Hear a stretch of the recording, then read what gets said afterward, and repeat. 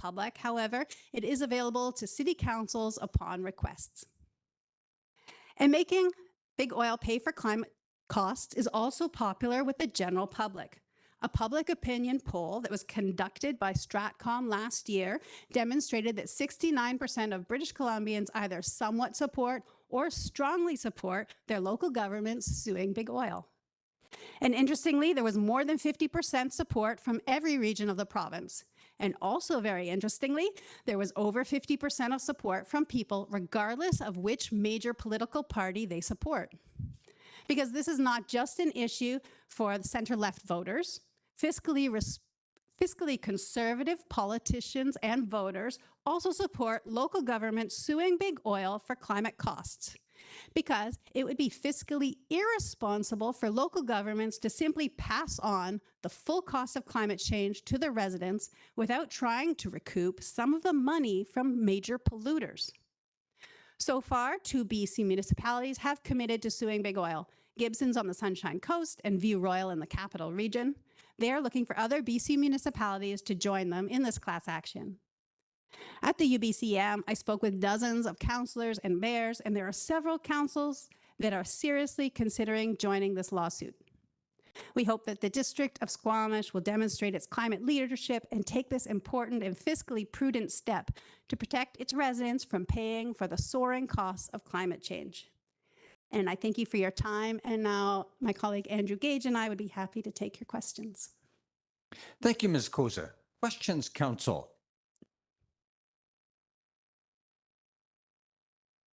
Sorry, Councillor Stoner, then followed by Councillor Hamilton. Thank you. Through the chair, thanks so much for being here in your presentation today. I'm curious about who decides who gets named in the lawsuit and which companies or states that would be. That would be the local governments themselves that will work together with their legal team to decide which companies they're suing. And what was the other question? Who is named? Well, the local governments will work, whoever opts in for this will decide amongst themselves who is the lead plaintiff, that sort of thing. That's all going to be up to the local governments, I guess, and their legal team. Andrew, do you want to add anything? Just that we've generally suggested the largest international companies. It's a feature of Canadian law. You can sue global companies for the harm that they cause in Canada. We're not limited to just suing Canadian companies. So certainly Chevron, Exxon, Shell, these large international players would all be obvious targets to include in the lawsuit. And the work that Fiona referenced that Richard Heedy did, actually says that Chevron was responsible for about little more than 3% of human-caused greenhouse gas emissions, similar amounts from Exxon and Chevron and other large companies. So those are the types of companies we're talking about. It certainly could be a decision made by the local governments to go more broadly and include a larger range, but the biggest bang for the buck is going after those ones that have contributed the most. Okay, that's helpful that decision hasn't been made yet. The other question that I had was, you mentioned that none of the money is going to West Coast Environmental Law, but if it's not West Coast Environmental Law who's representing, who is expected to be the lawyers who would represent the law or the suit? So again, the local governments will have to make that selection themselves. The law firm of R.E. Finley that did a legal opinion has expressed interest in remaining involved in that case, so they would be an obvious firm to approach, and they've been working with a class action firm on that research. So that's who we would probably suggest, but ultimately the local governments themselves need to have a legal team that they select. This case is one that we advocate for, but it belongs to the communities that are suffering the climate harm and that are seeking to recover that. Great, thanks. And then my last question is just in terms of timing of dollars required. I heard you mention that the payment's not actually required until critical mass of communities sign up. Obviously, there's a question mark in terms of how quickly that might happen, but do you have a sense of kind of when that tipping point might be? Like if we were to put it in our budget, does it need to be for this year, for next year? There's a procedural thing with municipal governments in our budgets, so it's helpful to know when we need to actually include it in our budgeting process. Andrew? Getting that one? Okay. So the Township of View Royal, the resolution they passed basically made a commitment to put those funds forward at a time when a critical mass had been identified. So that was actually in the resolution itself. I think that it depends partly on sort of your own accounting and budgeting processes. Many local governments actually have considerable funds set aside for legal purposes on an ongoing basis. $1 per resident is not a massive portion of such budgets. If it does require a specific amount to be added to your budget, then I would. It is difficult to actually look into a crystal ball and give an exact date about whether that's this coming year or not. But there is flexibility there. I think the law firms in question, I mean, we haven't, no law firms retained, but an option is to have some funds under an existing budget with the commitment to then come through with the rest of the funds in the following year, for example. And I think the intention and hope is to be as flexible as possible for local governments. I'm sorry not to have a more specific answer on that. Thank you. Councillor Hamilton. Thanks very much. And thanks very much for coming today. Councillor Stoner has actually addressed a couple of my questions, which is great. And I just want to seek clarity on, so first let me start by saying I absolutely agree that corporations who have caused harm to the public should be responsible, should be held accountable to the harms they've caused the public when it's been done intentionally or with knowledge of that harm. I absolutely see that local governments are a key player in holding those companies accountable, because we in fact are one of the large or maybe medium-sized organizations that are being impacted by this, by climate change mitigation. And what I'm trying to do now is understand more clearly what the plan for the Sue Big Oil campaign is. If we make a commitment to setting aside $1 per resident per year. Not per year. Not per year? No. Just total amount, $1 per resident. Can I address that quickly? The belief is that the $1 per resident, particularly if we get a critical mass of 500,000 or more, is probably enough or close to enough to get to what's called the certification stage of a class action. This is a stage where a judge confirms that a case should be heard as a class action and could actually be won. So it's a critical stage. If we don't get past that stage, with any appeals arising, whatever, this case is dead in the water in terms of this model. I mean, we and any municipalities interested in proceeding would have to rethink things. If we are successful at that stage, local governments will, and for that matter, the fossil fuel industry will have a ruling from a court saying, here's what local governments will have to prove to win this. And yes, it could be won. That allows you and any other local governments, as well as, potential philanthropists are out there or third-party funders, to proceed with a lot more information in any future decision about what funding would be required after that. So the $1 per resident we're proposing is a one-time contribution to get us to that certification stage. Local governments involved would then have to make further decisions once they had that information and that ruling. But our plan, was also to fundraise once we are at that stage where the case is certified. It'll be much easier. Once the lawsuit goes ahead, then we plan to approach foundations and do crowdsourcing and other fundraising avenues. Sorry. And just to further clarify, for $1 per resident in Squamish, which has, I believe, 24,000 residents, that would be a total cost of $24,000. Thanks. That certainly helps clarify one big obvious misunderstanding that I had, that it was because I was envisioning this to be an ongoing lawsuit, because obviously this lawsuit will take several years, I assume. Do you have an idea of how much, totally ballpark, because I know it's unknown. How much could this end up costing? Are we, if we do, if we are successful, if local governments are successful at the first stage, would we be talking about $100 per resident, $1,000 per resident? How much would the continuing, would the potential to continue the lawsuit? What sort of scale are we talking?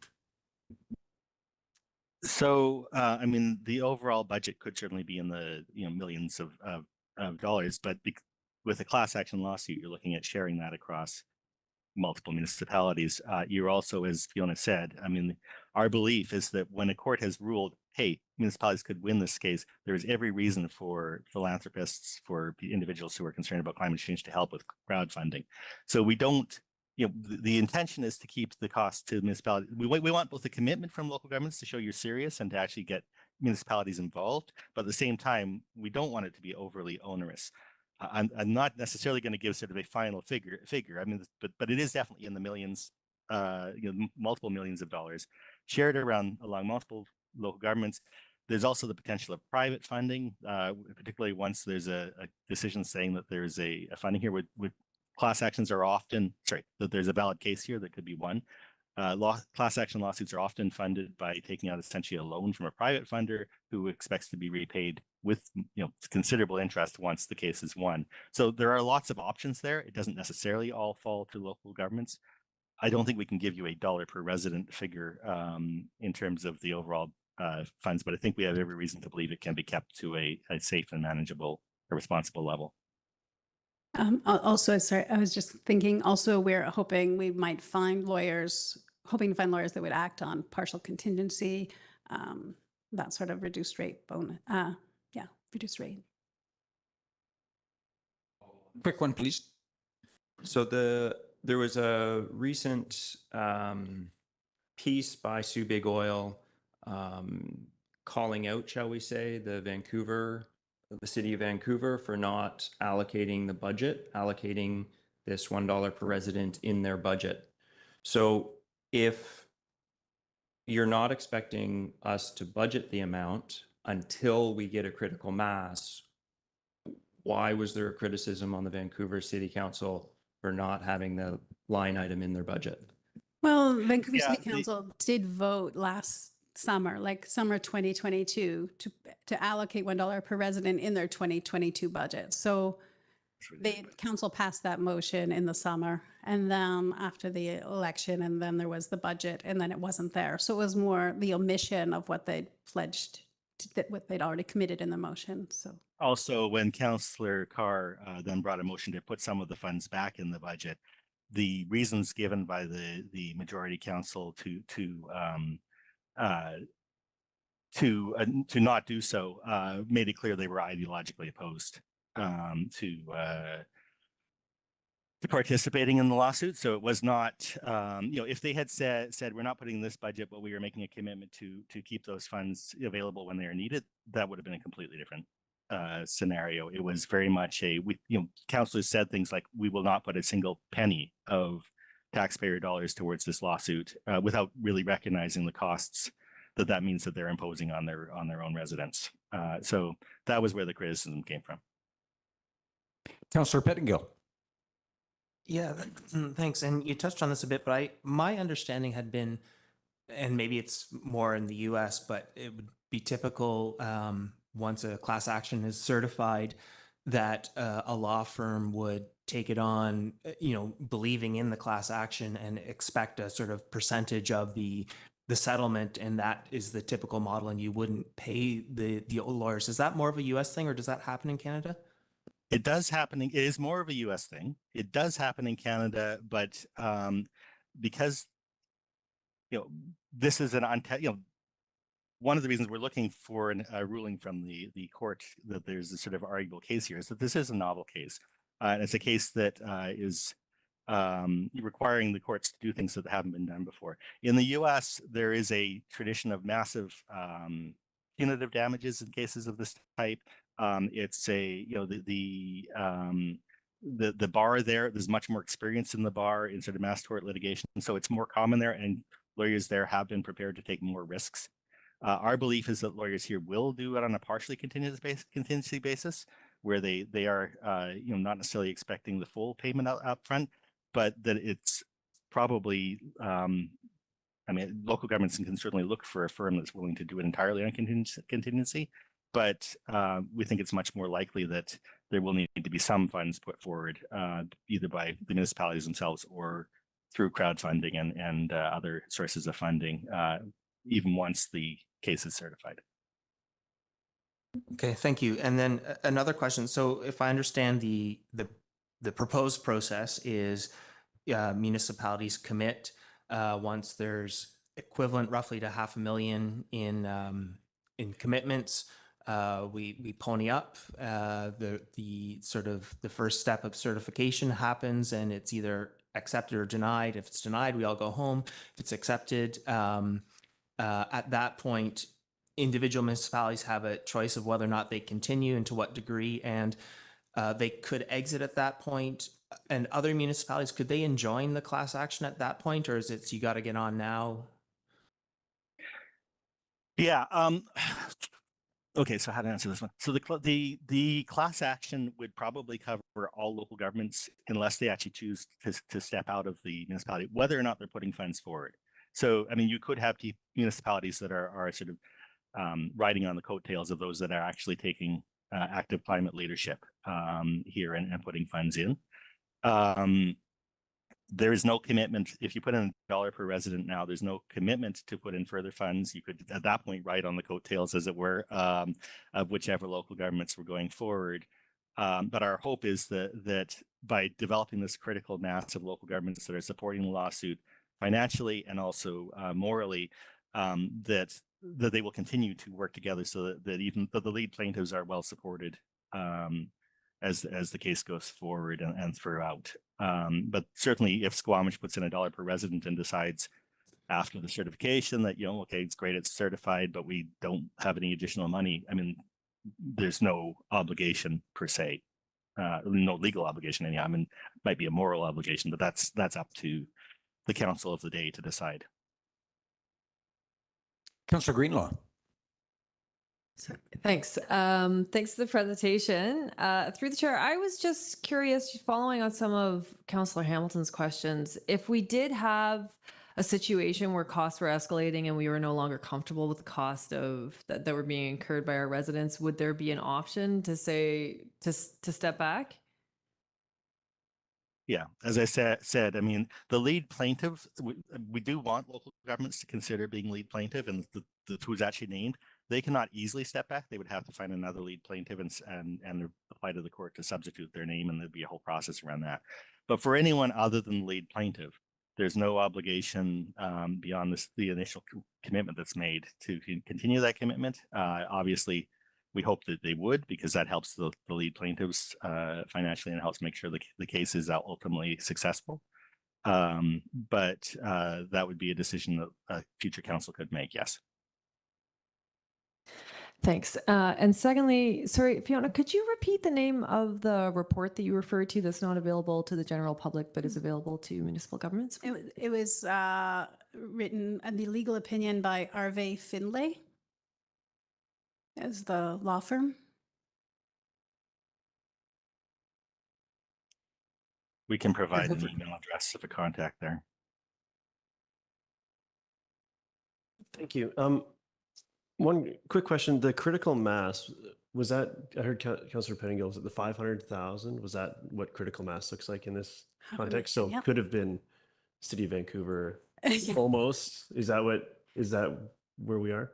Yeah, kind of could have been. But I mean, but they were the first, we'd only launched our campaign in June. They joined in July. It was very unexpected because we hadn't mobilized other local governments. So a class of one city, it wasn't very much of a class. So we were looking for others to join them. But yeah, Vancouver has 670,000. So that would have been financially very helpful. Okay, thank you.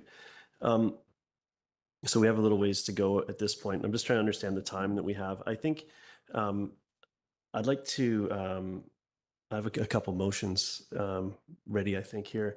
I'd like to, that the District of Squamish request the legal opinion be shared and that this matter be referred to future strategic plan review, and I'll speak to it if it's seconded. Councillor Hamilton seconds. Mayor Herford. Thank you. And thank you for the offer for sharing the legal opinion. I think it's really important that we have as much information as is available to us to make a decision like this. And I'm referring this to a future strategic plan review, which will be upcoming. And I look around the walls here at our strategic plan, and under the pillar of prepared for the future is where most of our climate pieces live, although we know that climate is very much woven in amongst all of them, as are the costs associated with mitigating and adapting. So I think that's the appropriate place to be making budget decisions. And we've had a great presentation from this delegation, but I think that through our strategic plan into our budgeting process is where we make financial decisions like this in the most prudent way. I am supportive of this direction. I want to make sure that we still use don't let our enthusiasm overwhelm what is good process for us as a local government. So I'm happy to move this forward, and I think that's the most responsible way to do that at this juncture. Thank you. Further comments, Council? Councillor Pettingill, followed by Councillor French. Yeah, when is the next review planned? I guess my understanding is that we would typically refer this sort of thing to budget, and we do actually also in our strategic plan of climate change action, we do what is required to mitigate and adapt to climate change in our community, which is another, I think we have a couple pretty directive things in our strategic plan. So I'm just trying to sort out if we actually are better to push this to our next budget discussions or if it goes into strategic planning. Mayor Herford, quick response. Yeah, just remind that our budget process is fed by our strategic plan. So I think it's one and the same. We'll need to address the strategic plan before we get to our next budget cycle. So and we have committed to a review there, which should be early in Q1. Is my understanding. Councillor French. Thanks, Chair.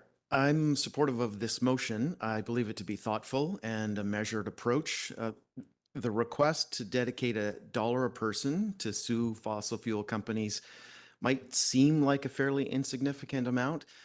That's about $25,000 for Squamish, and we're facing a significant amount of non-discretionary spending in the next 2 years. So $25,000 really is a significant amount of money, and I think that the process the mayor is suggesting is the best approach at this point. Councillor Stoner. Thank you. Through the chair, I won't be supporting the motion on the floor. I think that our strategic plan has really clear direction that we need to be taking all steps and actions towards both addressing and mitigating the impacts of climate change. As the presenters have demonstrated, our budgets do show us on an annual basis how much we're already spending and we're going to need to spend going forward to mitigate the impacts of climate change. And I think that this ask is reasonable.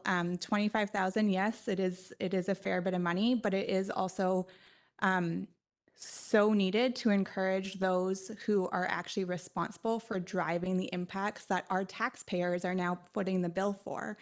And so I think that deferring this to strat plan is not bold enough. I think what we need are folks who are willing to take a first step, to join the class action, to have other communities come on board and recognize that this is a sign of leadership. And so I won't be supporting the motion on the floor. And if it's not supported, I'll move that we join the class action lawsuit now and we refer the amount to the 2025 budget. And if we need to pay for that sooner, then we can look at using council contingency for a portion of those funds. I'll offer my question, but I'll just check with our secretary as to whether we have the motion as a request to obtain the legal opinion from RV Finley and a referral to our next strategic plan review. I will be supporting Mayor Herford's motion. I do think that it's appropriate that we do both of these matters and bring it forward again for future discussion.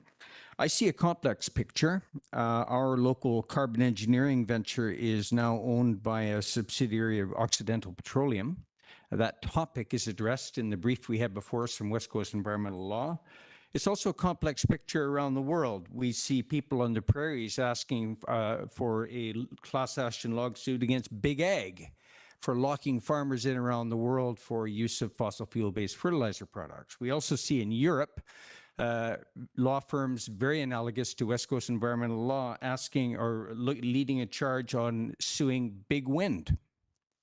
I have a friend who is building wood wind turbines, large scale, and he responded to an article in The Guardian about big oil lawsuits as follows. Let's all start to dig where we stand for measures in the right direction.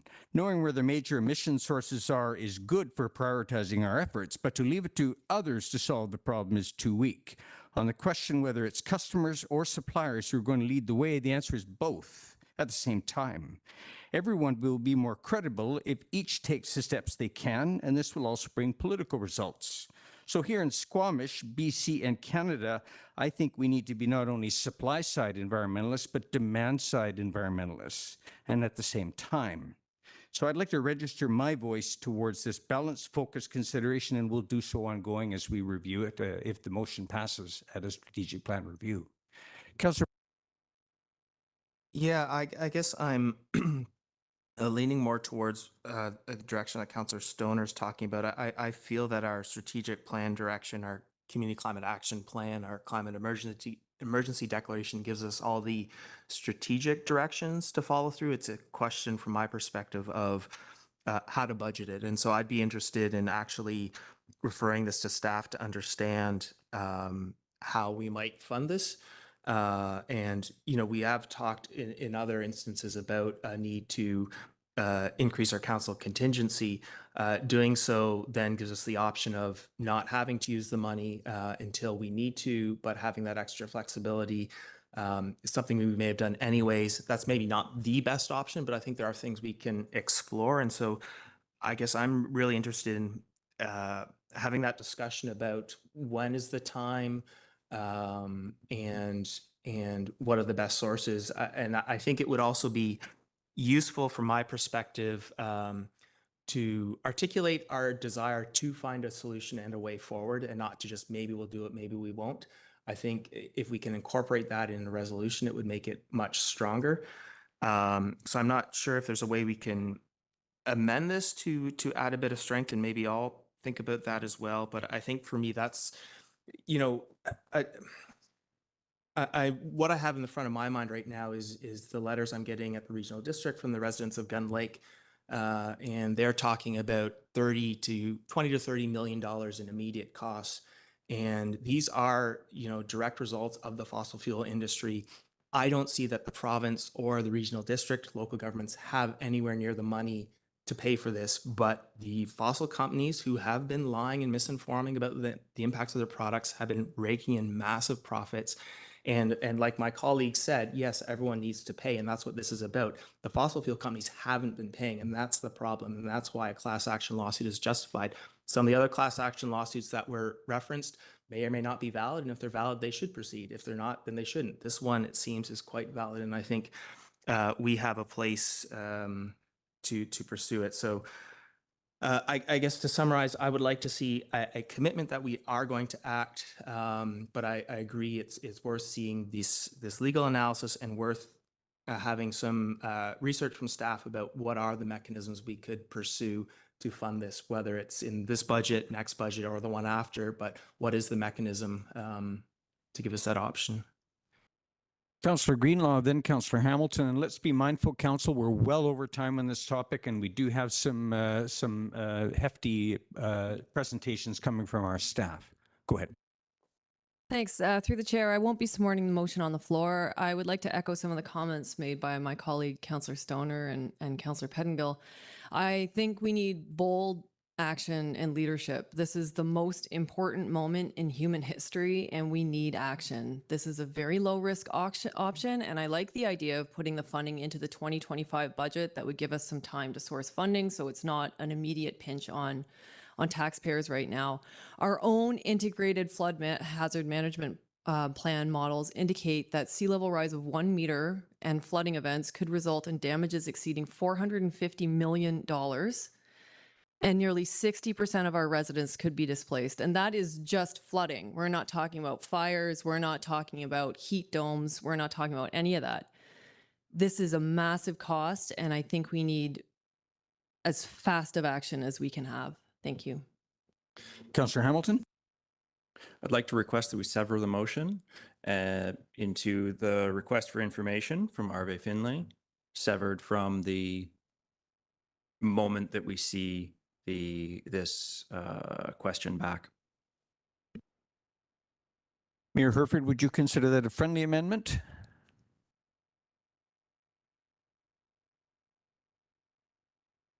I don't know. I see these two sort of tied together as where the decision point is made. So I'd like to call the question on Mayor Herford's motion, and that is to request A point of order. My understanding is that a request to sever is not, we don't vote, it's just automatic, or is that something? Anybody can second it. Councillor Stoner is seconding a motion by Councillor Hamilton. Would you speak to that, Councillor Stoner?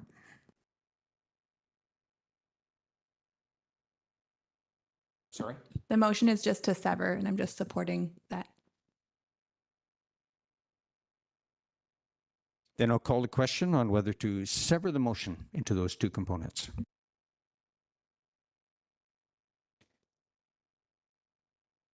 Opposed? You have to say out loud who is opposed. Excuse me. That is, could I have the votes again in favor of severing?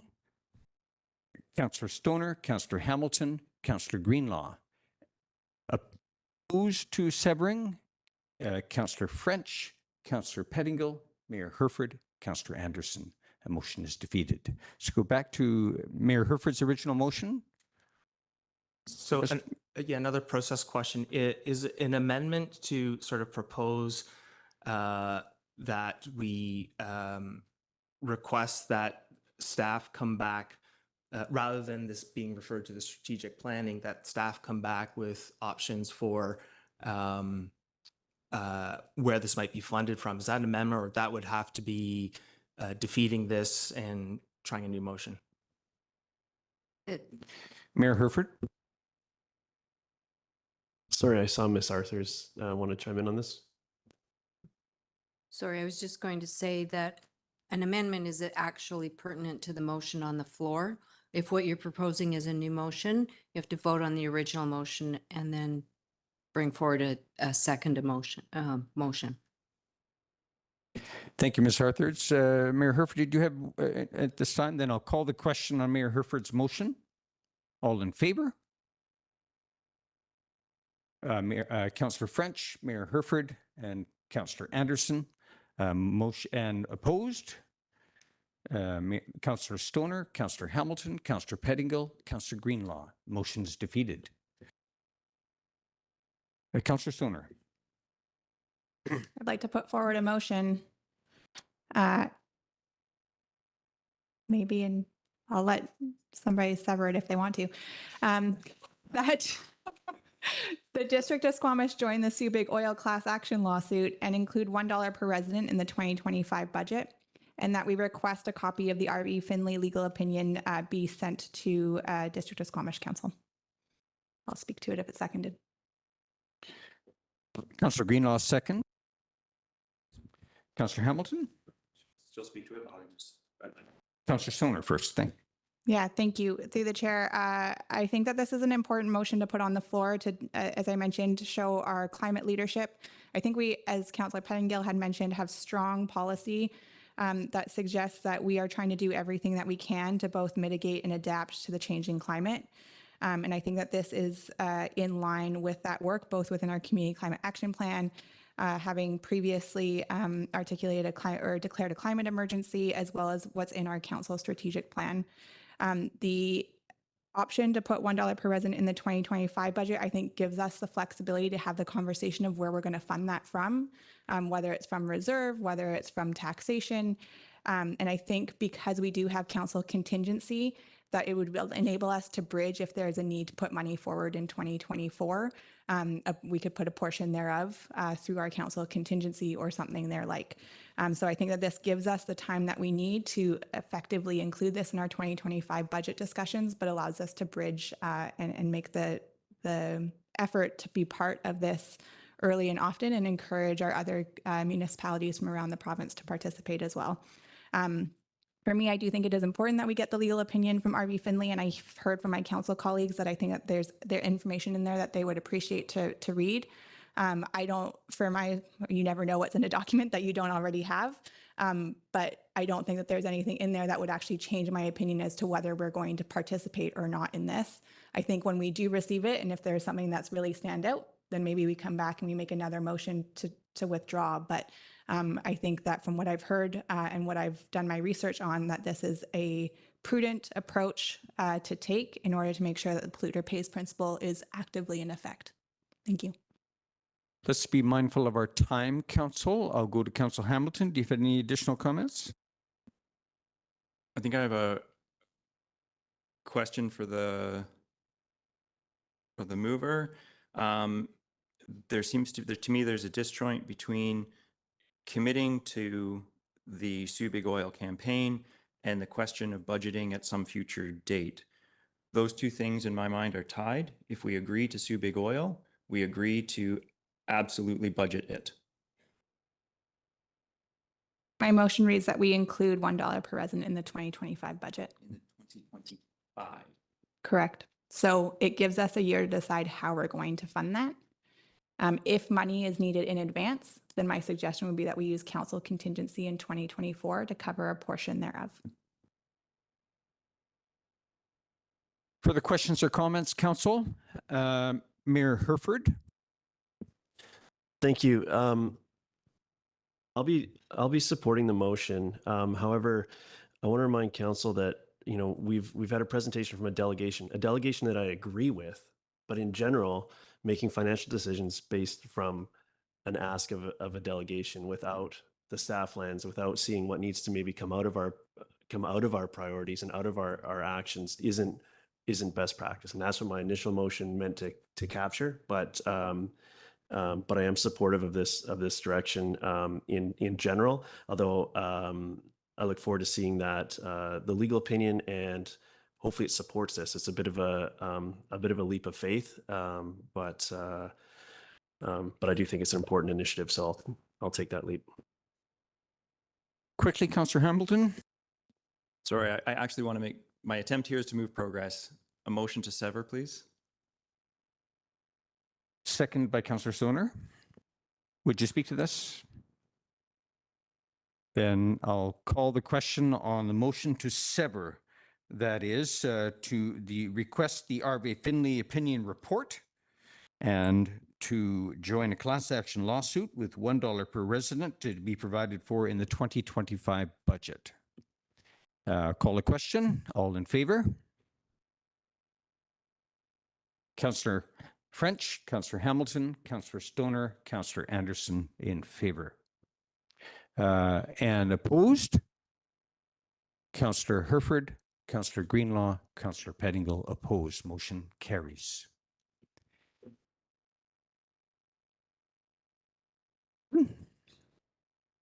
Yes, I'll go back to calling the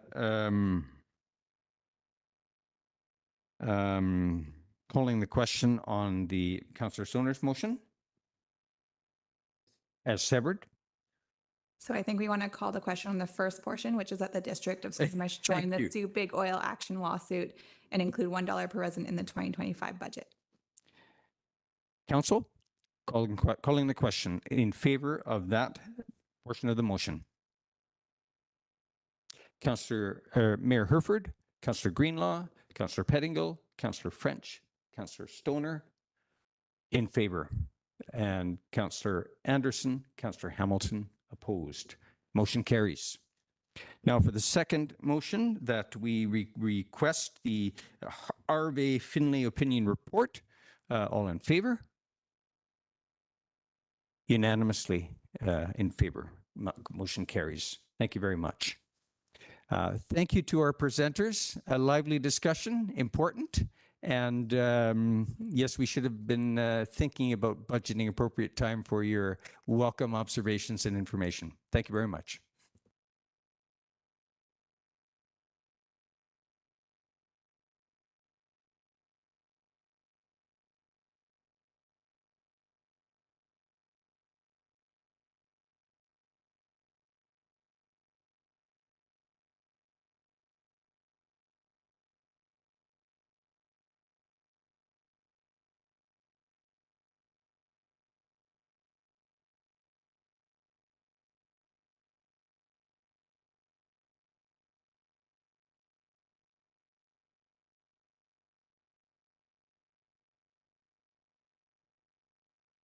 We'll let Mr. Bragg set up for a presentation on the Brennan Park Recreation Center Phase 1 retrofit update. And this is a grant and a validation report that Mr. Bragg will be presenting. And if you have a co-presenter, Mr. Bragg, if you may be introducing that person.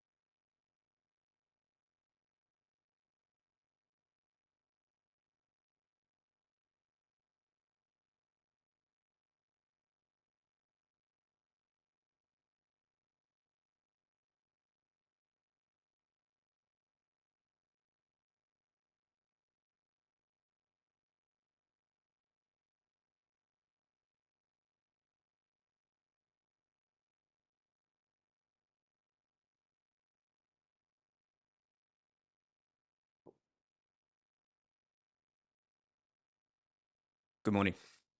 Good morning, Mayor and Council. Thank you for your time this morning. My name is Cal Bragg. I'm the Director of Facilities Planning and Construction at the District. With me, I have Shane Gilbertson. He's the Project Manager of Facilities Planning and Construction. This report to Council is on Brennan Park. It's for the Phase 1 retrofit works. It's the start of all the works at Brennan Park, and it's for the validation portion or the validation phase of the project. There's a lot in here. I'm trying to compress as much as I can to the presentation. There's been a validation report that's supplied with this, which again, has got a lot of deep information in there. The objective is to obtain council endorsement for Phase 1 work, also update the current works, review the validation report, and seek endorsement to advance the project to the next stage, which is just prior to construction, is where we go to the final Class A, so to speak, construction price when we've gone to market.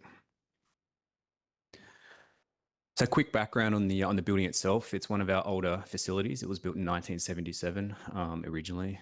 It was phased construction as well, with an addition supplied or built in 1992 with the aquatic centre with a pool. It's the only recreation centre in Squamish. The total size is just over 70,000 square feet, and we receive over 500,000 visitors per year, and this is pre-COVID numbers. Currently, it's under capacity, and it's also not up to current BC building code. And it's not built to our current seismic requirements as well. Just a little bit of background on where we're at in priorities in the overall real estate facilities master plan. In 2018-2019, the real estate facilities strategy and also the real estate facilities master plan was created. One of the goals was to outline a priority process on what goes when on all district facilities. The nature is that the district has competing projects that all require upgrading or require upgrading at the same time, and we have limited funds. You can see the buildings have been classified into 3 areas, which is critical, core, and support. The critical ones are the ones that are required to operate and govern the community, provide safety and essential services, and these include the fire halls, municipal hall, and public works facility, which is all currently in plan to or under construction. And then we've got the next level, which is core, which is where Brennan Park facility sits in. At the moment, they're actually further. So at the moment, the priority is slightly out of sync, where we're doing Brennan Park before the second fire hall being finished and the start of public works facility. One of the reasons that this is done is because it's been fast tracked due to the opportunity of funding that was available through the grants. These are further organised back when the real estate facility strategy was done in 2018. Just after that, district went to the community through a needs assessment and had engagement and received information on what the community is looking for at the Brennan Park. And the main items came across as a general refit and renovations to the facility, a new customer service area, a new wellness centre, a second pool, and a second ice rink.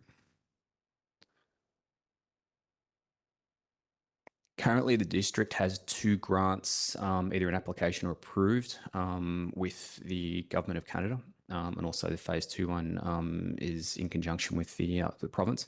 The Phase 1 grant, which is the work that we're talking about now, which is what the application, which is what the validation report is about. It's called the Green Inclusive Communities Building Grant. The total project cost is $16.3 million, from which $11.7 million was funded. This one, the grants focus on different areas. This one has a strong focus on accessibility and also sustainability. Only 5% of people who applied or entities that have applied received funding for this one. And this one's approved. And as noted, this is what we're talking about in this report. The Phase 2, which is the second grant, and it's under application right now. It's called the Investing in Canadian Infrastructure Program, or we refer to it as ICIP. Total project cost is $14.2 million, of which $10.4 million is funded. The focus from this grant is purely sustainability, and that's to reduce the greenhouse gas emissions of this particular building. And the district's still waiting on a decision from the second grant, the ICIP one there. Both grants are very specific in what, where, and how they were applied into the jobs. For example, we can't just apply them to the pool or ice rink. It just it wouldn't have been eligible. Grants are also a complicated process. They require lots of layers and management working through. There can't be any stacking. They must be deployed on certain areas within the building without any crossover. We need to match what the grants requirements have with our real estate facilities master plan. We also need to match with the phases, what goes on with Brennan Park itself. The greenhouse gas emission calculations need to line up with what's possible in the building compared to what they're requesting, and then also obviously costs need to line up as well. There's a lot involved in working the two together. So the district is close on finalising details with GICB. It's approved, but we don't have a contract signed. It's just some minor items to complete on that. And once that's done, we're anticipating that the second grant will then flow through after that. We just need to resolve the contract with the first one first. Just to note, we can move forward and we are being funded already. It's just a contract hasn't been signed yet. So the current work on the project, the team was engaged in December 2022. That team consists of architects, engineers, builder, consultants, and trades. They've done an exhaustive review of the existing building. This includes hazmat material testing. We've x-rayed the walls to see what's in the walls to resolve the latent conditions in there and the unknowns. We've engaged and continually to engaging with environmental, geotechnical surveyors and archaeological side of the project. The project teams had user group discussions, and we're also looking and diving into the operational impact of doing a renovation on an existing operable building. And what that leads into is a validation report. And what is a validation report? It's a report, has a ton of information in there. It outlines an enhanced price scope of work that identifies in detail project risk, timing, and costing. And this is done very early in the project compared to standard construction. So the integrated project delivery process is a contractual arrangement between a client and the project team. Typically, in a standard construction management model, we'll see many different contracts where the client, so the district's involved in, has a contract with an architect, a separate one with the builder, and then a separate one with consultants. What IPD does is it puts it all under one contract. Everyone's at the table together, and we all walk down the same path together. So we have a single contract with all the partners there. As noted, it's very early project team involvement. It's not with construction management. You'll typically get the architect on and then you flow through. It's lineal and the builder comes on deck a little bit later. What this does is have everyone at the table and there's a voice from everyone to create a product very early. And what this does is it increases end certainty and reduces the risk of the project as a whole. But there is a higher cost up front for doing this. There is a element of risk and profit that's split within this agreement, and this changes before or after construction, and it changes on a project by project basis.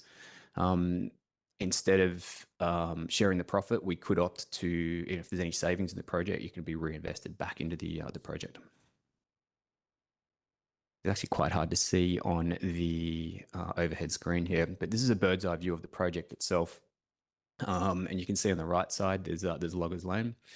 What this shows is the amount of area that we're touching with this phase one work. The blue area is the retrofit, which is mainly through the lobby there, and you can see to the north or the upper side of the area.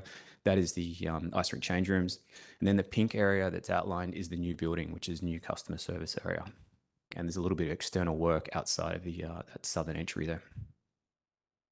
So diving into the actual building itself, you can see the ice rink. I'm sure my mouse can come across on here. Yeah, so the ice rink's just here. The lobby is across the center here. So the main focus of work is retrofitting the existing lobby. There's a new elevator in the center of the lobby that gives access to the mezzanine floor. So if you pick this one up, this is the upper floor. You can see this is the ice rink here and the mezzanine. So the elevator accesses the mezzanine upstairs, and the room up there will be retrofitted into programming space.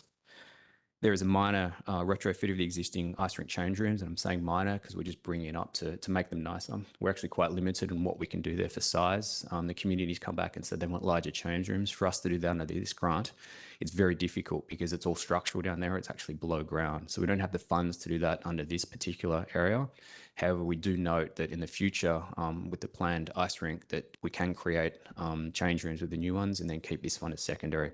So whilst we're doing, it's mainly aesthetic upgrades to the ice change rooms, we've also added accessibility by adding a new change room. You can see that there on number 6.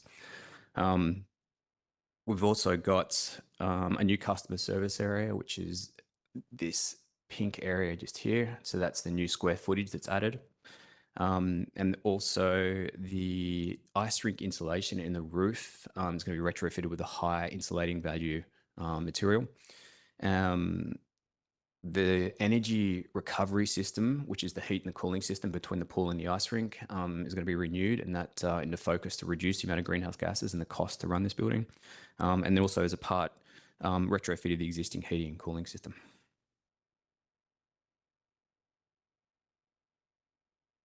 See some montages or renderings from the architect. This is standing in the lobby looking towards the west. So Loggers Lane is behind in this particular spot. And you can see in the center of the area there, that's a new elevator. The elevator has been put centrally because the new reception desk is here. And the reason the reception desk is there is it gives staff a very good overview of what's happening and what's coming in and out. Also, the community can access the reception desk. It's very centrally located. You'll see on the right here, there's some windows added, and that's where the new mezzanine programming space is. It's proposed to redo the ceiling, have new finishes throughout, new lighting throughout as well. This is another view from the other side of the lobby. So this is looking towards the west, and you can see on the left-hand side, the east. You can see on the left-hand side their reception desk, which is very central. This is the upstairs mezzanine, which is the programming space. And just to note, there's all new finishes in there. We're opening up the area. There's walls coming down.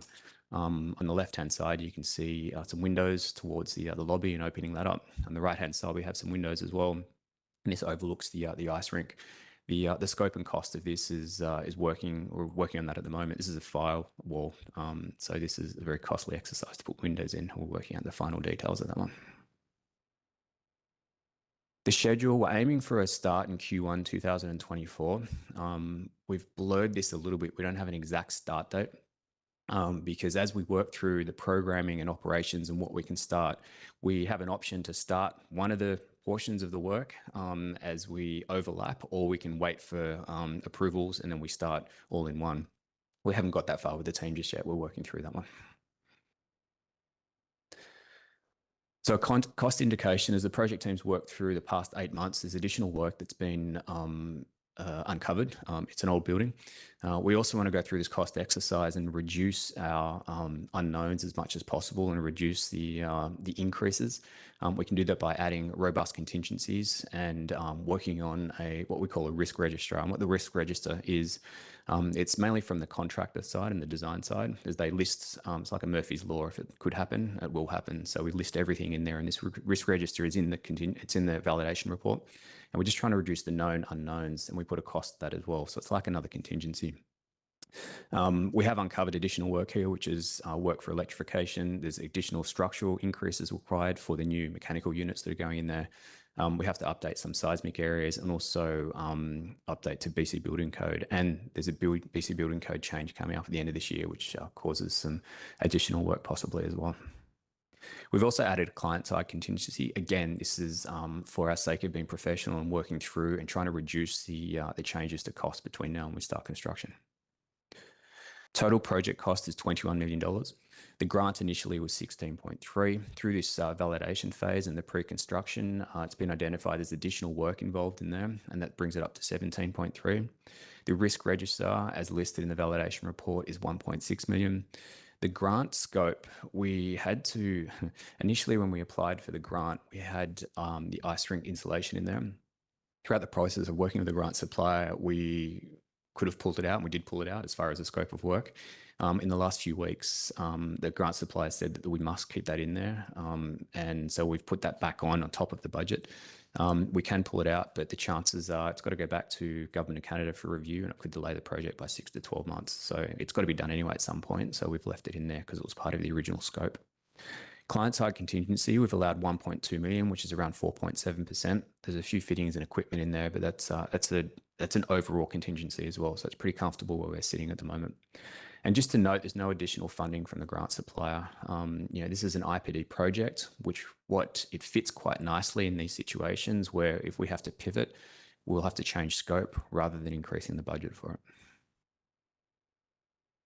So the added value items or a wish list, we've got one in the validation report as well, and you'll see it ranges from accessible pool lifts, because we don't have one in the water for the pool at the moment, to glass-walled elevator.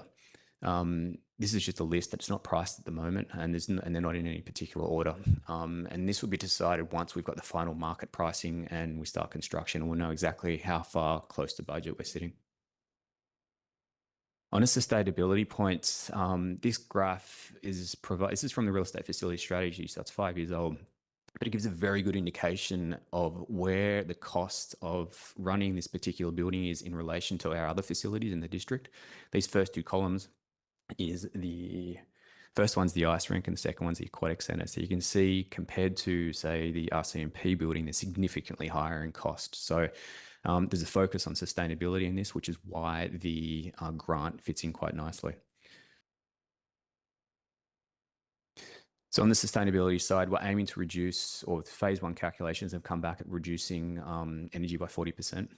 Just a comparison, by 2030, the Squamish's Community Climate Action Plan is stating that we should be reducing it by 60%. So the return on investment for this particular grant is fairly significant. This is a $16 million on a small portion of the whole renovation, but we're actually getting some quite good sustainability returns on the cash on this one.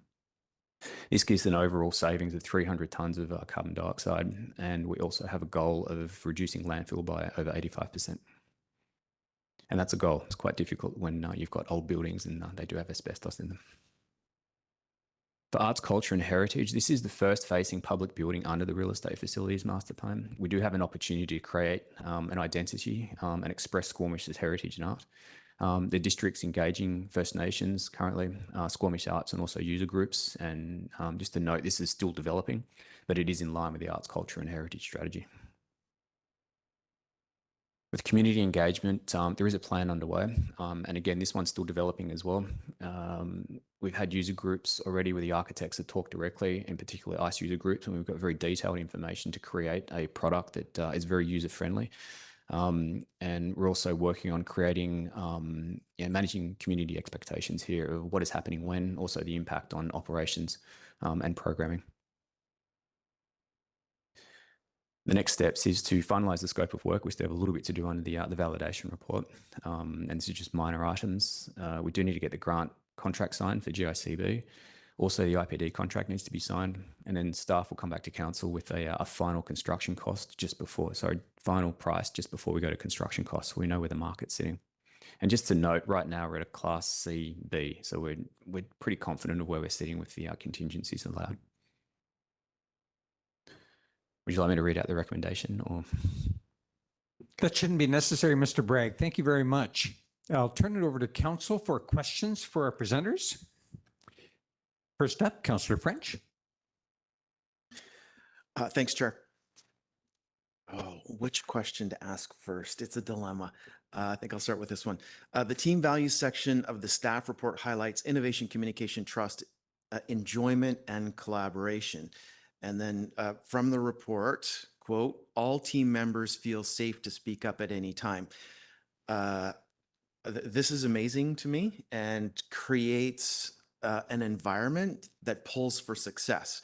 But writing all of that's easy. Executing it in real life, a bit more difficult. So just wanted to check in on this. Do all the team members truly feel safe to speak up at any time? I'll leave that. Through the chair. That's a good question. So we're heading into our second IPD now. The first IPD is through the fire hall, this fire hall number 2, which is on Tantalus there. And we had the same overview from IPD where everyone sits at the table. It's a collaborative approach. What we've experienced is different communication compared to standard construction. There is a lot more people speaking up. There is a lot more information that gets put on the table and a lot more items that do get worked through, and less information gets buried throughout the process. So it's definitely a more open process. There's more people at the table. The participants have a vested interest. It's not often with a government job where you share the risks and profit. So we see the voices are put on the table and issues are worked through pretty swiftly. Okay, perfect. And you answered my follow-up question on that. So in the report, it talks about leave the asbestos in the walls and build 2-hour firewalls, or pull it out and replace with non-flammable interior wall materials. And then the report goes on to indicate the preferred way forward is to pull all that stuff out and replace with, I would imagine, steel studs. So I just want to know for certain, is that the direction we're going? And are you looking for specific council feedback on those two options?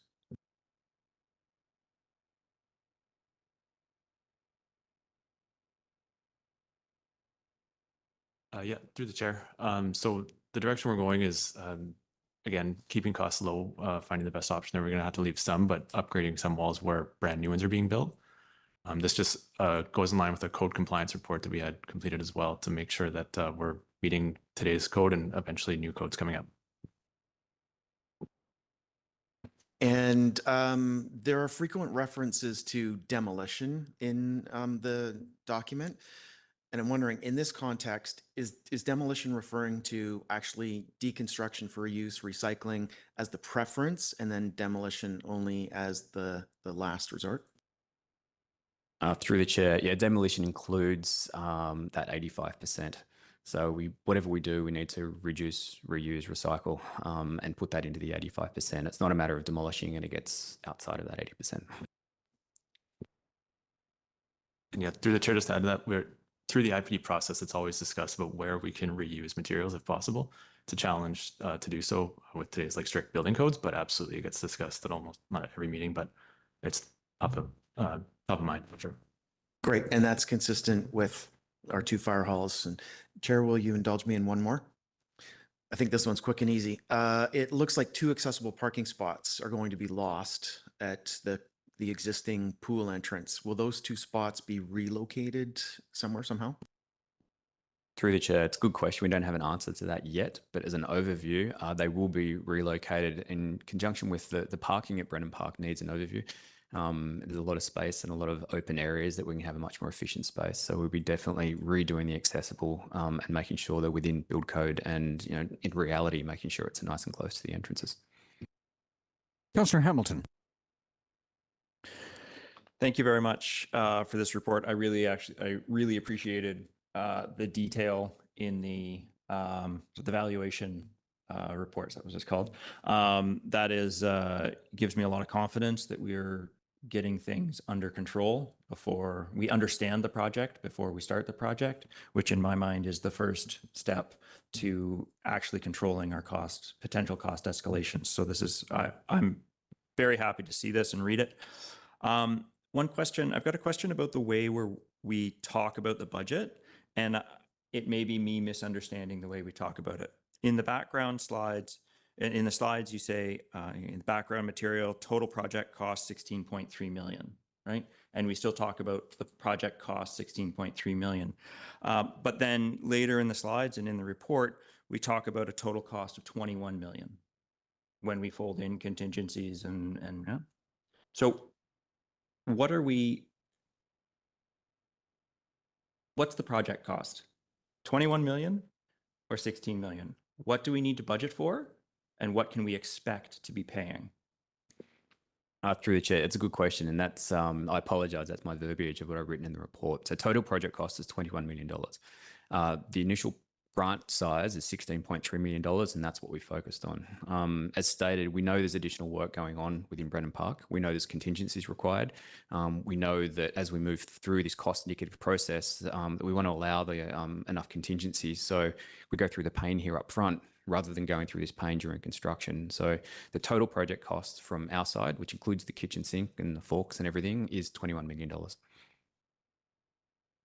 And this total project cost of 21 million, for me, I think about what's happening with our budget, right?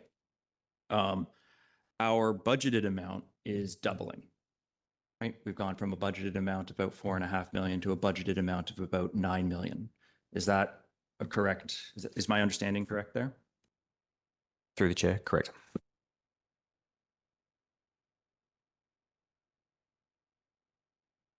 And so my last big understanding question is,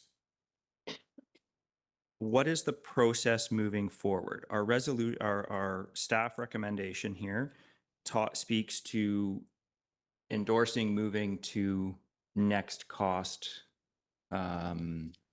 phase, to cost A understanding, right?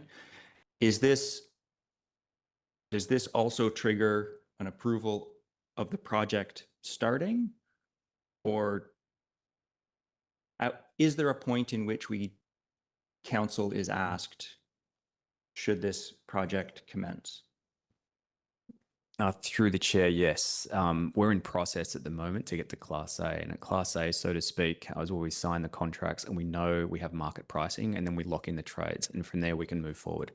And at that point, if the market comes back or if we see any other unforeseens and there's price increases, then yeah, it's a final go or no go before construction starts.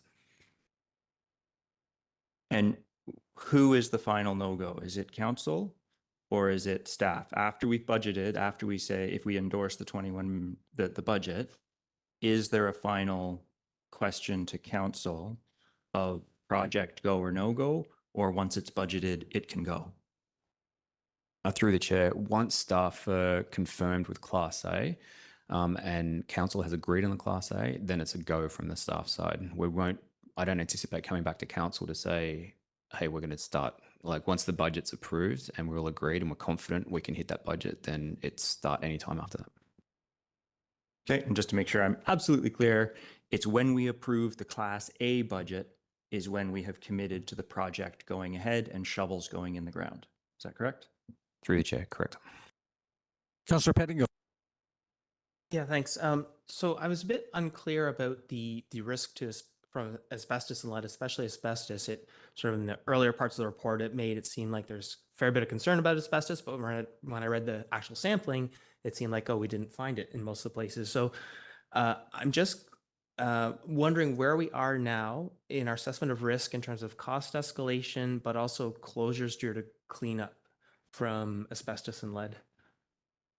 Through the chair, I mean, this is an old building. Anything pre-1990 from the construction side, we assume it has asbestos in it. It's standard to assume that. Because they're prevalent in so many buildings, there is a very standard process of removing it. This building being open to the public whilst this happens, there's additional requirements for there, which is separating the areas and making sure the public is completely safe. And that's the number one item that we're focusing on. We're still working on the programming on what can get shut when, and that sort of works in with programming space, it works in with construction and all that sort of stuff. So we actually don't have a final, that's the next stages as we work through that. But we're all well aware of the asbestos, and there's all standard processes to make sure that the community's safe as they come and use the recreation facility. Okay, so it sounds like we do then. Okay, I'll leave it there. I'm just the piece on the flood flood construction levels and so on is a little bit unclear. Like it sounds we have policy around flood construction levels and so on and so forth. I get the sense that we didn't do a detailed site survey, and so it's not clear to me.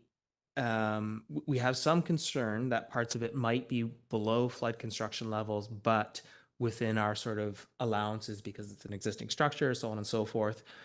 But I'm not clear on how certain we are that we might be above or below or might be okay. Can you speak to that? Through the chair, Brennan Park, and I'll give you a comparison. So compared to Public Works is 3 meters below the flood construction level. Brennan Park's actually quite high. It's a bit of an island there. So we're looking at around 300 millimeters or a foot that we need to come and increase up in a couple of the areas around the entrances. And that's just a generic kind of comparison there. So as far as flood construction level goes, it's actually relatively okay. There are additional flood items here because there is a river next to it. So if one of the if the river overflows or bursts, there is an additional risk from that. But from the actual flood construction level, it's relatively simple as far as building in Squamish is concerned to mitigate. Okay, and so because there's mentions of 10% of the floor space now might be, as I understood, below some sort of our policy guidelines, but as long as we're less than 25% of floor space, we're okay.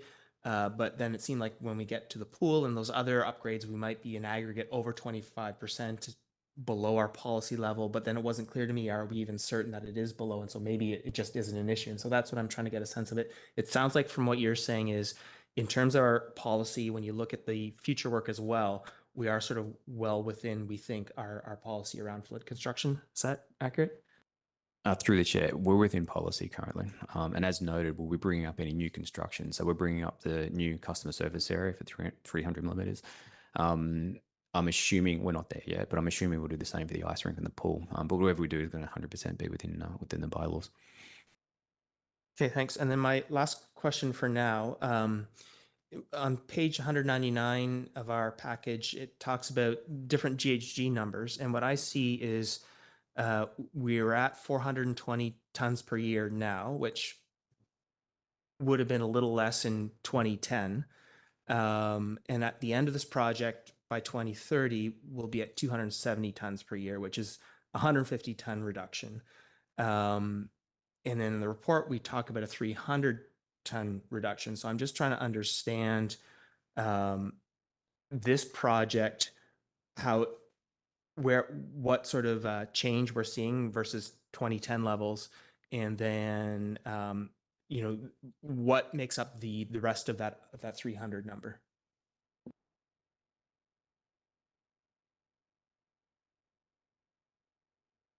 Yeah, through the chair. So the reduction is 300 tons. And I think what is important to note in this is the return on investment, what we get for the upgrades that we're doing right now, the huge drastic reduction in energy use of the facility. Plus it allows us to plug in later further energy reducing strategies. We confirmed with our mechanical consultant even this morning that should we choose to, a geothermal system can be added in the future. Right now, it didn't work with our current budgeting and kind of cost model that we've produced, but we're setting ourselves up for more improvements in the future with what we're doing right now and maximizing every dollar that we're putting into energy reduction. And through the chair, just further to that, the way that the calculations are done, we have a third-party energy consultant come do the calculations. They've been working on it for 8 months. And for us to do an overview of these calculations, there's probably a little bit more information to go through to get there. We're happy to supply, I believe there's a little bit of information on the validation report, but we're happy to supply the energy consultant how they actually reach those numbers. We don't have it at hand, but we can supply that for sure. Yeah, I think I'd appreciate that actually, because what I saw in the report, there's 420 and now 270 at the end, which is again only 150 difference. I mean, not only it's a big difference, but it's 150 versus 300 tons.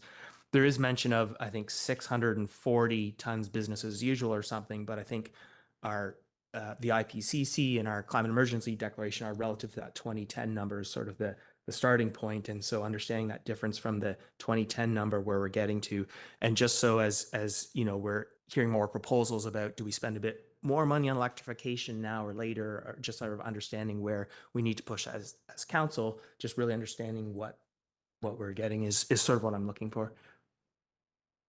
Councillor Stoner, followed by Mayor Herford. Thank you. Through the chair, appreciate you bringing up the slide on the annual operations and maintenance budgets across our facilities. I'm curious, is this work anticipated to address only the operations side of that budget, or do we also expect to see a change in the maintenance level for these particular areas? Through the chair, that's a good question. We're replacing the old units with new units, so the maintenance costs initially are going to be drastically reduced.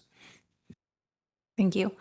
And then in the work scope summary table sheet that's in the validation report, there are some items that are highlighted in red, and I'm just curious if you can speak to what that means. I'm assuming that means they're not getting done within this scope of work, but.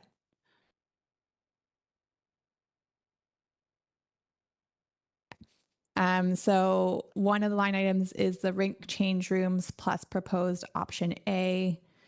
Construct new accessible and inclusive change rooms east of the existing rink, configure to serve existing and future rink expansion, so on and so on. Another line item, for example, is seismic upgrades to foundation, shear elements, bracing, diaphragm for the 1978 wing of building. Page 37, 38 of the report or our package. Through the chair, that's why I mentioned in the report or the presentation, we do have a little bit more work to do and some fine tuning, particularly in those areas, which is the upgrading of the ice rink change rooms. This does fall under some wish list items as well, because there's also the bathroom in the ice rink lobby and also the ice rink lobby itself. If we can squeeze doing those and upgrading that, would be great. Did you want to answer the question on the GSGs then? Yeah, sorry, seismic. Yeah, through the chair, for the seismic portion, this facility is in drastic need of an overall upgrade, which would just skyrocket the budget. So what we're doing is planning around that and having a consultant give us kind of a schematic look at what needs to be done so that we can only upgrade areas that aren't going to end up needing to be blown up later on. And through any new construction, obviously going to current codes and any kind of appurtenances that are being added to the building will meet current codes right now. But we're setting ourselves up for the future to make it easier down the road and keep costs down the road as well. Okay, and then I am just curious, and you can say that you don't have an answer to this because we haven't actually costed it, but one of the questions that we commonly get is like, why not just build a brand new facility? And we know that we don't actually have the immediate capital to do that, but I am curious, if we were to just build a brand new facility, what high level estimate that might be in coming in? Like, are we talking about hundreds of millions of dollars versus a phase like $20 million at a time? I know it's a question that I get often, and I think I have a pretty robust answer to it, but I would appreciate some backup. Through the chair, there's a number of reasons. Ideally, yes, flattening it and starting from scratch, you can create a product that's, you know, your work. It's a relatively more straightforward process than dealing with add-ons over time. One of them is the amount of carbon required, and it's not so much the actual post post once the building's done, most of the carbon in a building's life cycle is in the materials. So when we take it from a sustainability point, if we're going to flatten and start from scratch, there's a lot of carbon that's actually stuck in the building there. So that's one item.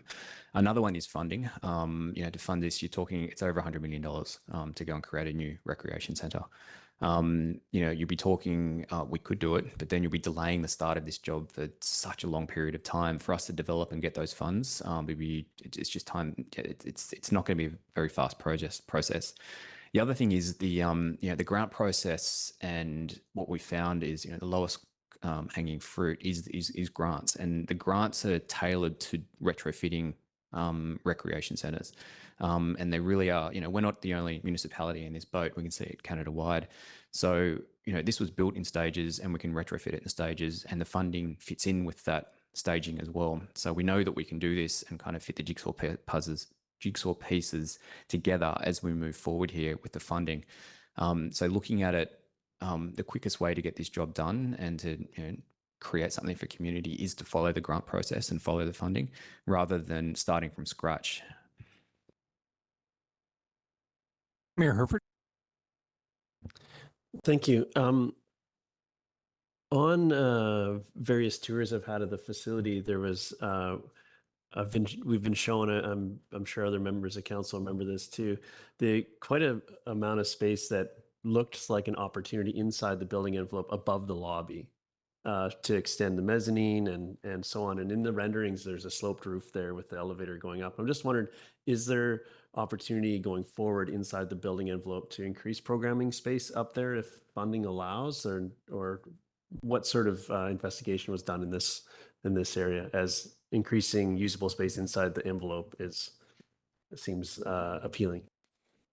Through the chair, there's multiple answers to that one. One of the main ones is the engineering, as it is an old building. The footings are designed in 1977, and they didn't quite allow for any extensions to load the ground's not compacted enough to accept that. The footings are probably undersized. So yes, you can build up. There is airspace. The cost of doing that, it's almost building brand new or even more so. Further questions, council? Yeah, I have another. Oh, sorry. Thank you. The what's referred to as the rink change rooms, proposed option A, which is that eastern sort of on the edge of the existing rink to serve the future rink as well. What piece does that, or how much does that project or that piece of this represent itself? And I'm assuming there's a sizable gap between the cosmetic changes to the existing change rooms and this, but just what are we looking at just with that piece? As this seems to be an area we hear quite a bit about from the community, is the functionality of the change rooms. I'm just trying to understand how far we are from realizing that.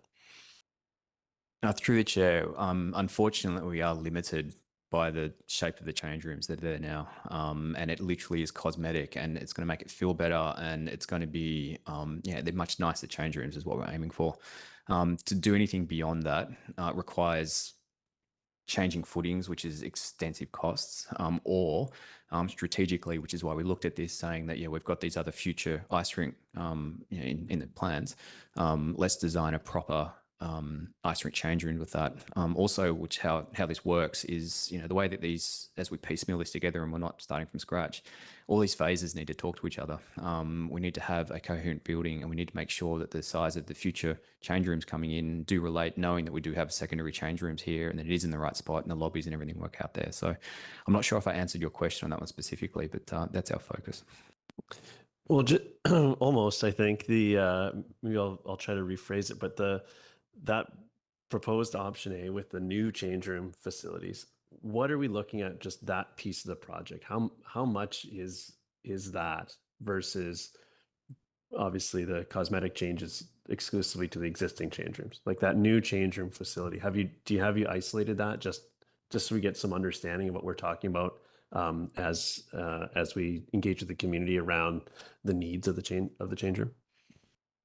Through the chair, you're putting me on the spot now of construction costs, but I'd maybe an overview comparison would be, we're talking hundreds of thousands of dollars for the upgrade to the existing change rooms, compared to in the millions roughly, or the early millions to redo the other change room. That is a sufficient estimate for my talking points on this, so thank you. Councillor Hamilton, followed by Councillor Greenlaw. Thanks very much. Now I've got a few more detailed questions. In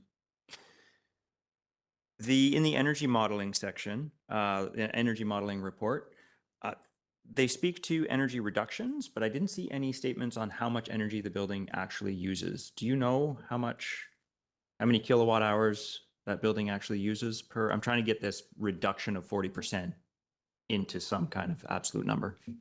Through the chair, I don't have that in front of me, but I can supply that too. Great, thanks. If we can get that come back, that'd be helpful for me. And again, on this this communication of percentages as opposed to absolutes, when we say there's 85% diverted from landfill, how much do we expect to be going to landfill from this renovation? Through the chair, this is it's a process which includes demolition, but it also includes during construction. So there is an element that's going to landfill. We can't keep 100% out of landfill. To answer that question, we do our best with the targets that we've got in front of us. I think minimum is 75%. I think the first fire hall we hit 83 or 87. So we're quite confident we can hit 85%. And it's through process. So the process is, registering tickets as it goes through into the landfill area. We know what's going in there, and that's how we sort of revise backwards to hit this 85%. On site itself, we've separated the bins. So the architects and the general contractor work together with the systems that we've got to tell us where we're sitting. And this happens on all construction sites now. So this is not just new. So their processes through the tickets and then through on-site reductions, there's a little bit of guesswork, a little bit in there, but that's the overall process. Sorry, I'm trying to get an idea of how much material we're talking about. Are we talking about hundreds of tons, thousands of tons? How much material are we talking about going to landfill for a renovation like this? Through the chair, I don't know. I'll have to talk to the project team and come back with that information. Great, thanks. Yeah, if I could get that, that would help me just put this into a frame, right? A reduction in percentage is good, but it's also very powerful to know how much we're actually talking about. And a question on the budget. In the, was it last week or 2 weeks ago, we moved the $1.5 million in electrical upgrades out of the CACs.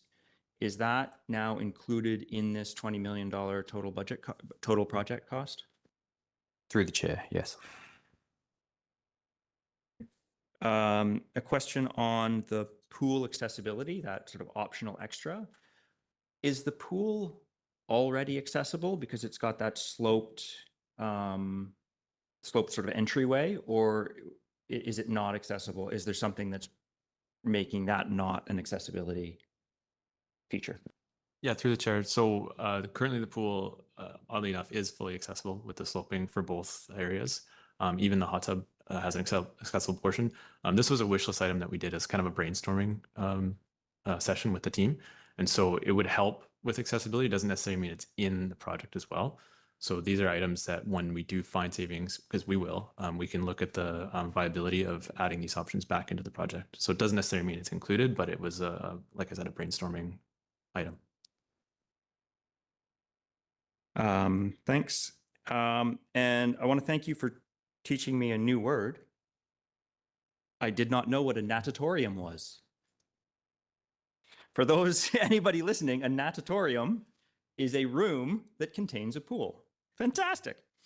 The natatorium air handling unit was identified within the energy report as a piece that was end of life and would potentially gain us some more energy efficiency. Is that unit being replaced? First, is that unit being replaced? And two, is that the same unit that we had emergency fixes on earlier this year? Through the chair, I'm not sure if you can answer this one as well, Chair. I'm 90% certain that is getting replaced, that particular unit, because it is at end of life. And I can't answer the maintenance question. I apologize.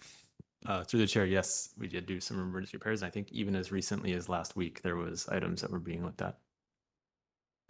Thanks. And can I just one last question? Thank you. This is $10 million is big. It's a big question. The change rooms. So in September, Hockey Canada came out with their inclusion. I don't know the exact word. Inclusion sort of strategy dealing with change rooms. I assume that you're aware of those and are doing everything you can to facilitate their recommendations. Through the chair, it's a quick answer. We are facilitating that and going beyond the minimums what they require and BC Code requires as well. Councillor Greenlaw. Yeah, I just had a quick question, I guess, piggybacking on the whole change room aspect, since you can tell we hear about this a lot. And so has there been any consideration made for actually just moving the change rooms a little bit? Like other spaces that could be used as change rooms, has that been explored? Like even having elevated change rooms? Through the chair, yeah, we did. Yes, we did look at that. It literally is confined. We're restricted. Like I said, it's actually lower into the ground. So to build out into the ground, significant cost. Above there, we've got the seating with the bleachers. To go anywhere is cutting into that, which is another significant cost. And we've got everything's basically structural in that area as well. So we really are limited. And we've had the whole project team look at this in detail to see if we can increase square footage. And the best we've come up with is in adding the new accessible change room, which is at the just in the ice rink lobby there, and then renovating the existing ones as best we can. Thanks. Councillor Pettingill. Yeah, and I've asked this same question during budgeting and other times too, probably. Apologize for being annoying on this, but in this project, like I understand the main pool energy system is newer, is going to be retained, but a lot of the grant is, I believe, tied to electrification. So with the HVACs and so on, oh, maybe I'm wrong. And so, with the HVACs and systems, are we going all electric, or are we adding new gas or gas hybrid in any of this project work?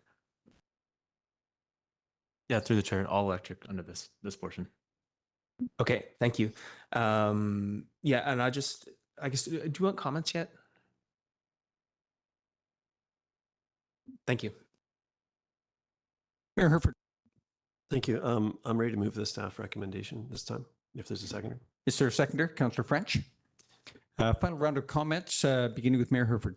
Yeah, thank you. And just thank you so much for all the work that's led to this report that we've received today. The amount of detail here really gives me confidence, and I'm sure anyone in the public that endeavors to seek it out and consume it can see that that sort of no stone is unturned in as we move forward here. I think I think this will be a great step, and as much as we've heard of the sort of the aspirational pieces of this, and I think around the table I've heard about particularly the change rooms needing the most fulsome solution that we can find, but we also know that this is the first sort of a first wave of work there, and that there are solutions to these other challenges or desires of the community that just don't fit this funding window and thus this phase, but are very important. And I think it's great to see that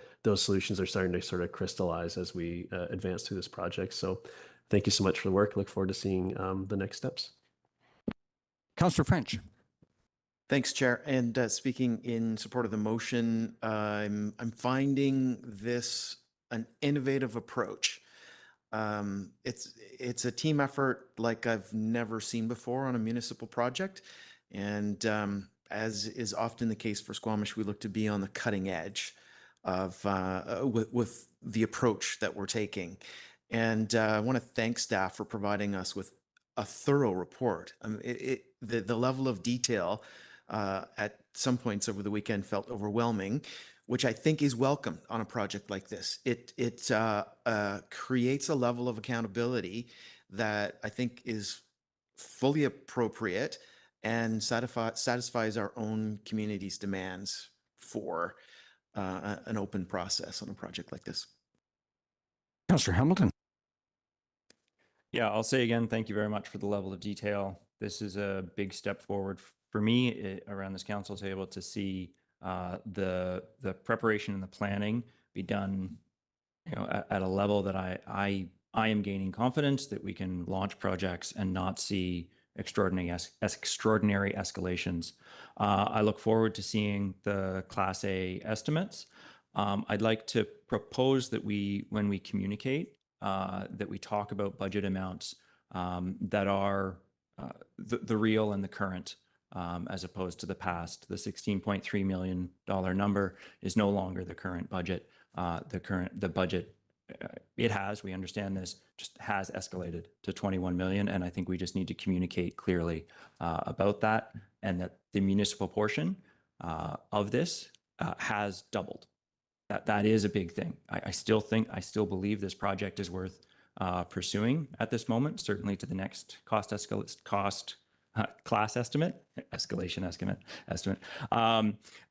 But it is important to acknowledge that the cost to the taxpayer for this project has doubled. Thanks. Thank you. Further comments? Councillor Stoner?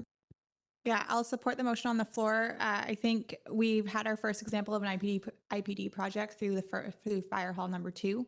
And I think that this is a really appropriate approach for this type of project as well, that could potentially see a lot of scope creep, but helps keep us kind of in check, and recognize both staff and council's work to try and advance improvements to our core recreation facility in a measured way, as opposed to waiting for 10 years to try and find the $100+ million to do a full rebuild. I think that some folks will be disappointed that this is not a brand new pool, it's not a brand new ice rink, but I do think it will actually bring really measured success to our community's use of this building by providing more programming space, by providing more functionality in the movement of the lobby area, the mezzanine space, the washrooms, shifting the way where staff are working to provide more community space. So I think that there are a lot of wins for our community here, and appreciate the innovation that it's taken from the project team in order to make it work.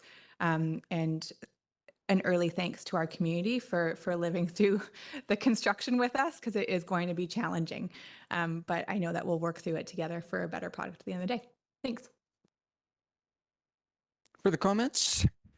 Councillor Pettingill? Yeah, thanks. Happy to support the resolution. Just comment, the IPD process, the more we learn about it, it does seem like a really strong process, not just in terms of financial outcomes, but really see the alignment with a lot of our values and in how we do business and want to do business. So really pleased to see that and how that is, it seems turning out to be a success. Don't want to jinx anything, but and I do want to understand the emissions changes a little better, but it seems sort of regardless of the specifics, we are seeing really important reductions in GHGs and operational costs because of these changes, while experiencing significant growth. And so that's a really positive aspect of this, of what's being done here. I guess one of the risks of giving us so much detail is we might start wanting to put our fingers into things that are little. I do wonder some things on the wish list, like a glass wall elevator, or it's not on the wish list, but an extra wall of windows through a firewall. Those are the sorts of things where I start to wonder, with some of the pressures around change rooms, or, could we put some solar panels on for that cost and further reduce operational costs? Are those the things that, are the biggest bang for a buck? I'm not sure, and I'm not going to second guess the project team at this point, but those are some of the things that popped out to me a little bit, for what it's worth. But overall, very pleased with this. Thank you. Mr. Bragg, Mr. Gilbertson, I'd like to offer an observation, and it won't, however, I do not wish it to be specifically for your intention, but for all of our attention, and it concerns the context of the arts, culture, and recreation strategy. Throughout the report, references to arts, culture, and heritage are primarily emphasizing showcasing and exhibit space. The policy that is cited under the policy section of the report to council, the Arts, Cultural, and Heritage Strategy, to quote, recommended that the district integrate arts, cultural, and heritage space into future community planning strategies and plans where appropriate. That is, in fact, the heading of section 6.3, but further down there is the district role spelled out. And that district role description refers explicitly to facilities, in addition to or alongside exhibit and showcasing opportunities. 6.2, that was 6.3. 6.2 in the Arts, Cultural Heritage Strategy also identifies as the district role utilizing facilities for cultural group administration and programs. And further, 6.4 refers to facilities development. So my general observation here is that we shouldn't overlook what that strategy actually says and where we're not going yet. And so we should keep that in mind. That's the context for the policies, that the strategy that we've set out and approved 3 years ago now. The original developers and advocates for the Brennan Park Center were included cultural groups, and the auditorium was something that was quite anticipated and advocated for, and they were big in the fundraising end of things at that time. The auditorium, I might have asked a question regarding its design and where we are with future programming for the auditorium, but I just wanted to leave it there as a general observation that we're still not addressing facilities for cultural uses. Finally, I can feel the ghosts of Tor Frislew and Wilf Dowd, who were the leaders of the Brennan Park facility in the 70s, and they are simply amazed at where we are today and what we've heard today and seen in this report. We're in good shape. We've done foundational work here that you presented to us for future grant opportunities, and I wish to thank you in particular, Mr. Bragg, for explaining the retrofit grant context that we must all consider. Thank you, gentlemen, Mr. Gilbertson, Mr. Bragg, and I'll just then leave it to calling the question. We've got a motion to receive, and the retrofit and validation report, including the current cost indication and advancing the project to the next cost update, a Class A budget estimate. All in favor? Unanimously approved. Thank you very much. Council, I'd like to suggest a 5-minute break. We will be pinched in our lunch hour, but if we come back in 5 minutes, we'll get started with our presentation from the Economic Development Department. Thank you.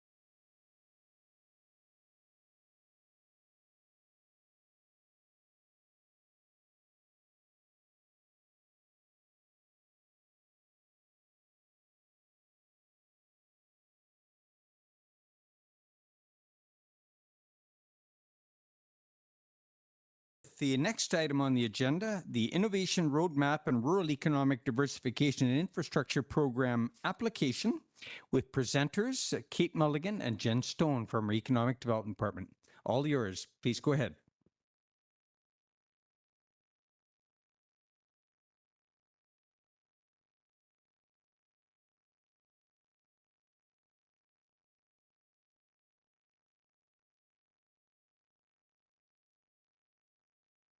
So good morning, Chair and Council. My name is Kate Mulligan. I am the Economic Development Officer for the District of Squamish, and I'm joined today, I think online, by some of the members of the Innovation Working Group and Jen Stone, Economic Development Specialist, to present our draft innovation roadmap that we've been working on.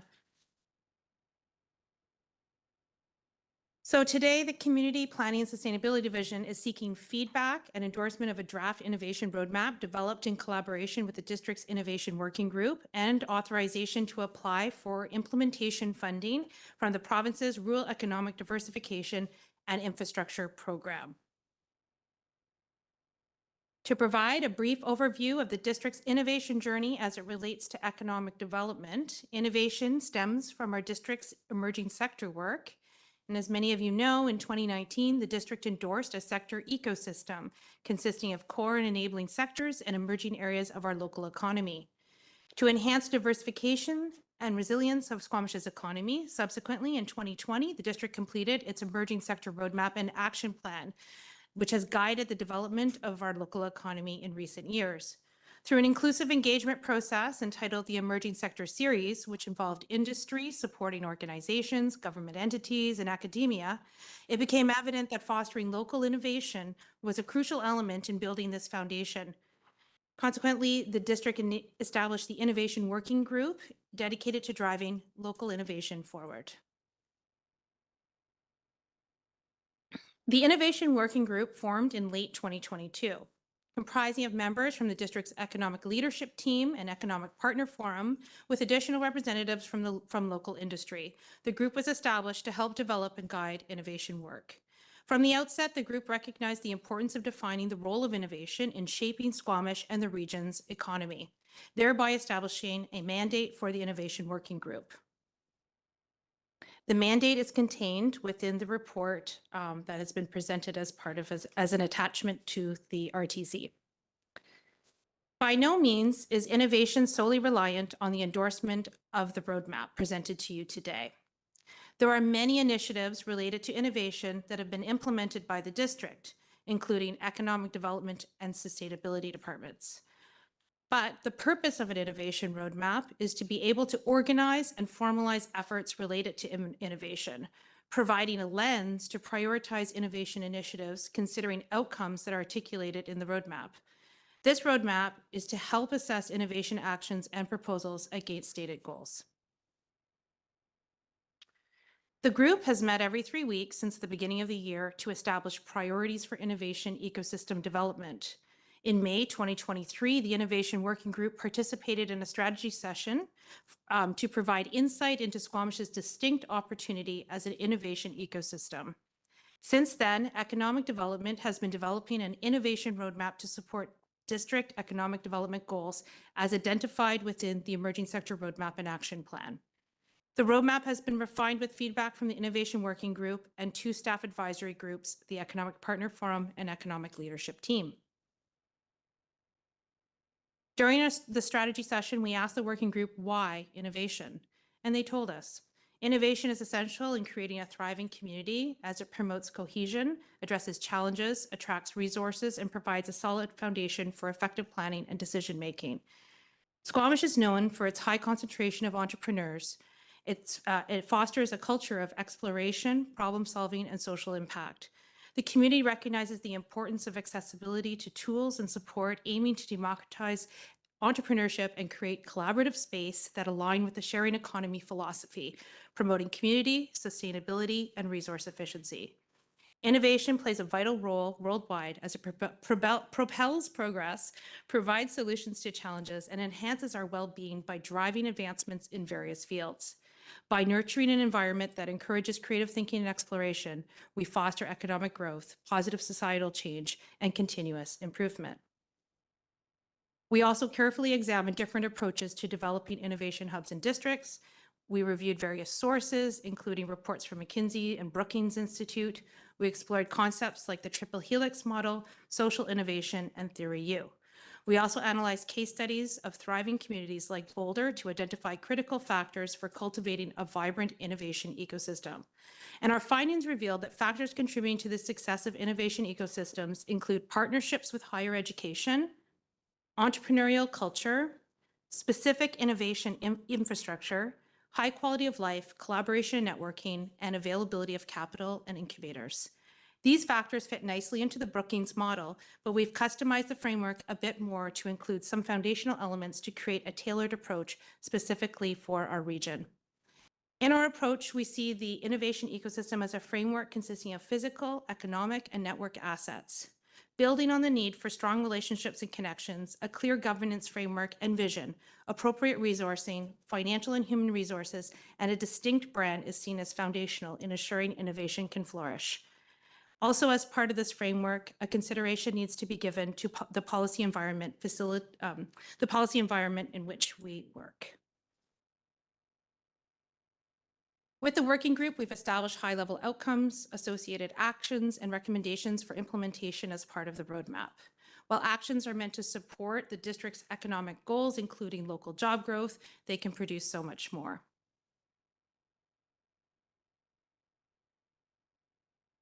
The province of BC's Rural Economic Diversification and Infrastructure Program supports rural economic development projects that promote economic capacity building, economic diversification, resilience, clean economy opportunities, and infrastructure development. Staff propose an application to the implementation stream, which can help provide up to $1 million in funding towards both soft and hard infrastructure related to innovation. 15% of the funding can be applied to building staff's capacity to execute the innovation roadmap.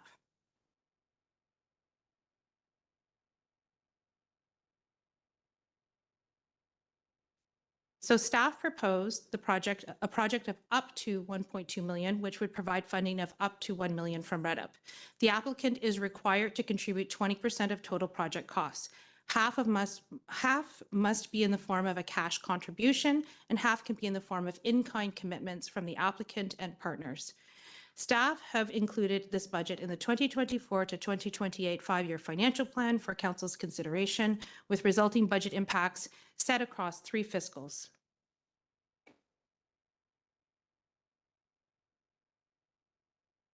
The goal of the REDIP innovation funding application is to provide funding to implement specific aspects of the innovation roadmap with a view to regional activation.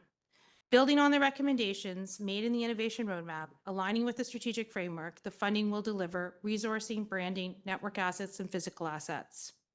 Jen is going to provide more detail into the components of the application. Thank you, Kate.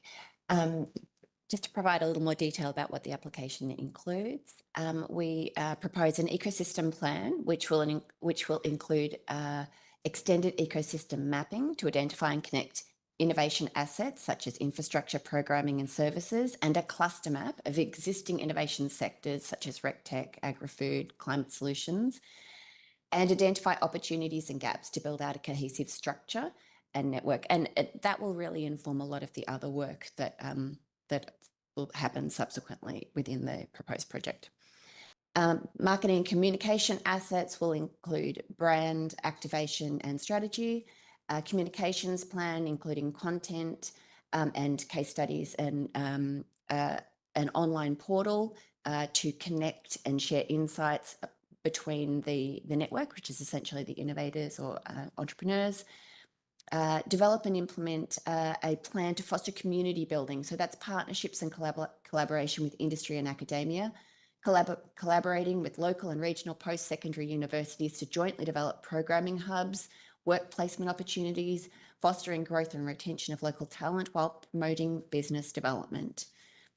The last element is the proposal to include an innovation pilot, which is really leveraging existing assets and building on those to test the framework that we have proposed in the roadmap, to test the concept of a physical innovation space, and then build out modelling, operational and financial modelling to support that, with the proposal to have that reported at the end in terms of what that concepts and design reported at the end to see what that might look like moving forward.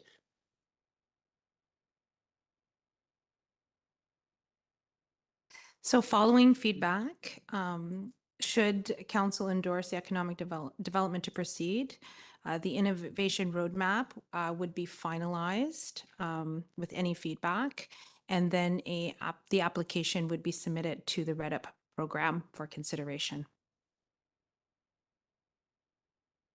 So lastly, I have a recommendation, or two recommendations. One, to endorse the draft District of Squamish Innovation Roadmap as presented on the October 24th through the report from Economic Development. And the second is to approve the District of Squamish funding application to the REDIP program. Thank you. Thank you, Ms. Mulligan. Ms. Stone. Questions, Council? Councillor Hamilton. Thanks very much. This seems like a fantastic opportunity, a fantastic grant to apply for. I look forward to I'm hoping it's successful. One of my questions is, what are the key performance indicators of success of the roadmap? So come 2026, how will we know if the roadmap was successful, and how will we measure what we know?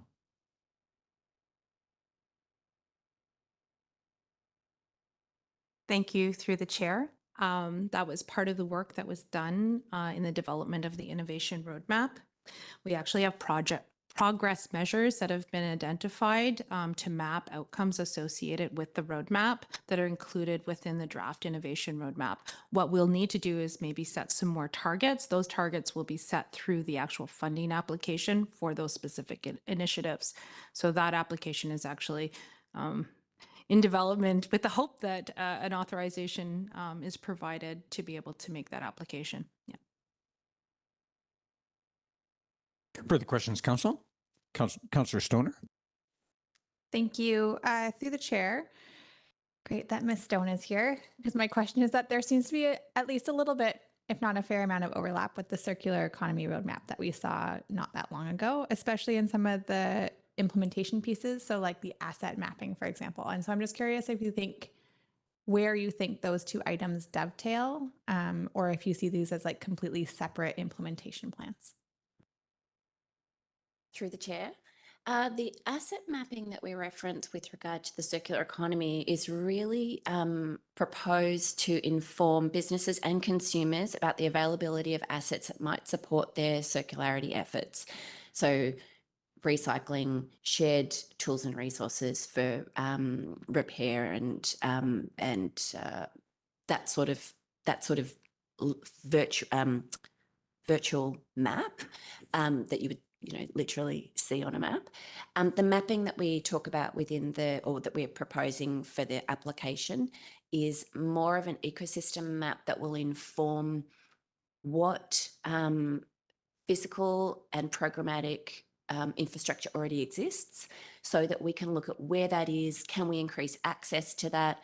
Do we have it locally? Should we have it locally? Where can we fill those gaps with regard to one element of the mapping? And the other element of the mapping that's proposed within the application is to look at what the network currently looks like. And again, and that's more about partnerships and collaboration, and therefore map out how we can enhance or enable those to strengthen them locally or provincially as we need to. Okay, that's helpful. My other question is around the REDIP application, assuming that this will probably be our last chance to apply because it's for communities 25,000 and under. So it's been really great and our staff have made great use of it. Is there any benefit in highlighting the fact that we are not included in any of the regional economic trusts as an effort to try and get our application a leg up?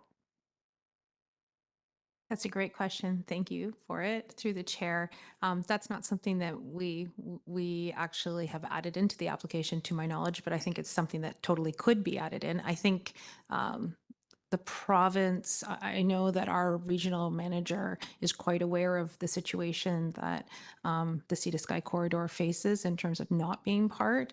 So they're very alive to that. So I don't think it would hurt the application. So that could be included. We can make a note.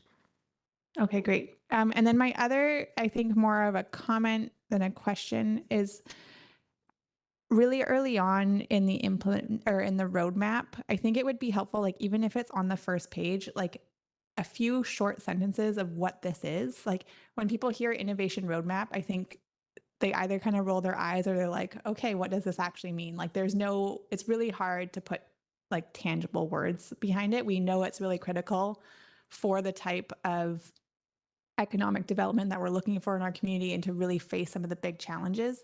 But I think it would be really helpful, like upfront on the first or second page of this, just to have like a snapshot of what does this mean for our community and why we've put time into developing it.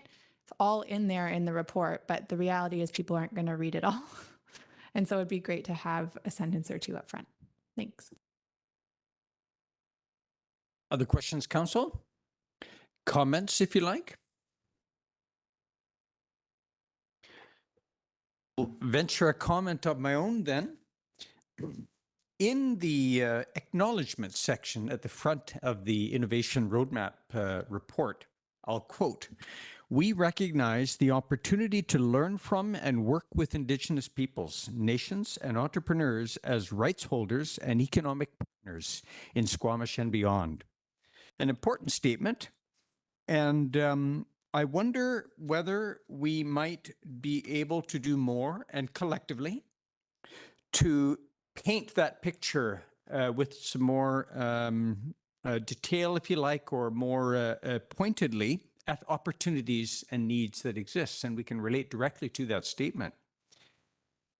And I've lost, oh yes. So I'm thinking that we should be making all the effort we can to identify specific stakes in that First Nations and First Nations firms and First Nations individuals have in this picture, and not neglect key sectors that they have a stake in. And I'll make the example of the building materials supply chain, which is really in focus in this report as part of the green economy.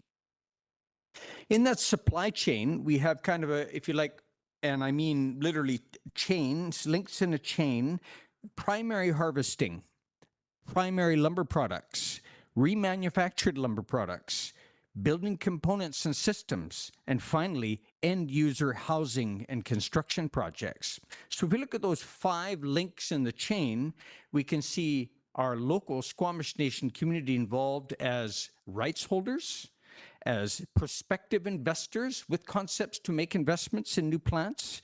They are apprentices in local remanufacturing plants and in building components and systems plants. There's a few young people doing that today, hoping to pursue careers in this. And of course, they have an extraordinary affordable housing demand and plans to satisfy that demand here locally and within their, on the North Shore as well. I guess I'd like to suggest that when we think of innovation, if we look at that picture of that supply chain, we can look at innovation being represented in new partnerships between local actors in that building materials supply chain, and not least between First Nations firms. We all or may not see these linkages yet. We stumble into those opportunities, but I think it's an opportunity, and I do see actors out there among First Nations individuals and firms and nation-owned businesses and plans, that there's opportunity for us to join with them and to help see a clear picture of how they can be working together here locally. So that is also innovation. And I guess it's a very general comment that we should be mindful of this opportunity and their needs, which we share. And it's not unlike agriculture and the food hub and restaurants and their dinner tables. It's the same kind of chain that we might be able to see new innovation in terms of new partnerships. That's a very general statement, but I hope that ongoing and perhaps within the context of this project, that we may be able to map these out together. And that's a general observation, as I've said. Thank you. Councillor French, I'll move the staff recommendation if you're ready for that, Chair. a seconder, and Mayor Herford. Comments. I'll start with Councillor French. Sure. Thanks, Chair. I think that some great work has been put into this effort and specifically this presentation. And it's a complete no-brainer to me that we would endorse this application for the funding. Councillor Pettingill. Yeah, thanks. Very pleased to read this report and happy to support it. A couple of thoughts that came to mind. And I've mentioned this in some of the related projects and so on, reports we've seen. I think any opportunity to speak a little more to donut economics when we're mentioning circular economy. I understand that circular economy is our sort of major focus in sort of addressing donut economics, but donut economics ties in, brings in a few other things in terms of equity and justice, which I think are really important to our community and bring alignment with many of our other plans. And so it really ties the whole thing together. So just something to consider. Really appreciate the focus on green over just clean. And I know there's some marketing and all sorts of things to think about, but given the amount of greenwashing we see and needing to maintain a focus on getting to a really sustainable economy, I really appreciate having that we have that focus. And I did a bit of reminiscing as I read through this because, you know, from my perspective, and I know people in this room have been involved, but there's been Inside Edge and Startup Squamish. I think I would count Quest U. For a long time, this community, there's been different groups and people trying to get innovation going, and there's been successes, and then things have died off and picked up again. And so you can really see in Squamish, there is this drive for exactly what's talked about here. And you know, I know there's a whole fantastic group of people involved in this, but there's also, from what I understand, a brand new maker space. We've got the common or sorts of things like this are happening. There's a new tech meetup. And so just even beyond this, there's so many exciting things happening in innovation in our community. And so I'm really pleased by all of this. And then one final thing, and I'll maybe put this to my colleague. We had a challenge, and I think it was along the circular economy, for the most creative thing to keep something out of the landfill. And I'm just wondering, I'm using the excuse that I've been battling a cold and so on, so I haven't done my thing yet, but I'm just wondering if we can have a reminder from our colleague of the challenge. Make sure after we vote on the motion.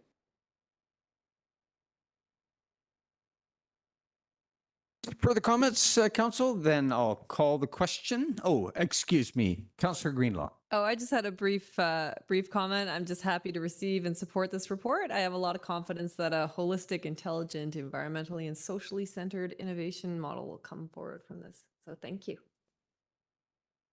And I'm coming for you. Now I'll call the question. We have two recommendations to endorse this draft of the innovation roadmap as presented and to approve our funding application to the Rural Economic Diversification Infrastructure Program to implement this innovation roadmap. All in favor? Unanimous. Thank you, Ms. Mulligan. Ms. Stone, I have had some exposure to the expertise that have been involved in this and how long it's been in the oven. Good luck. Thank you very much. Thank you. Oh, excuse me, Councillor Pettingill, please.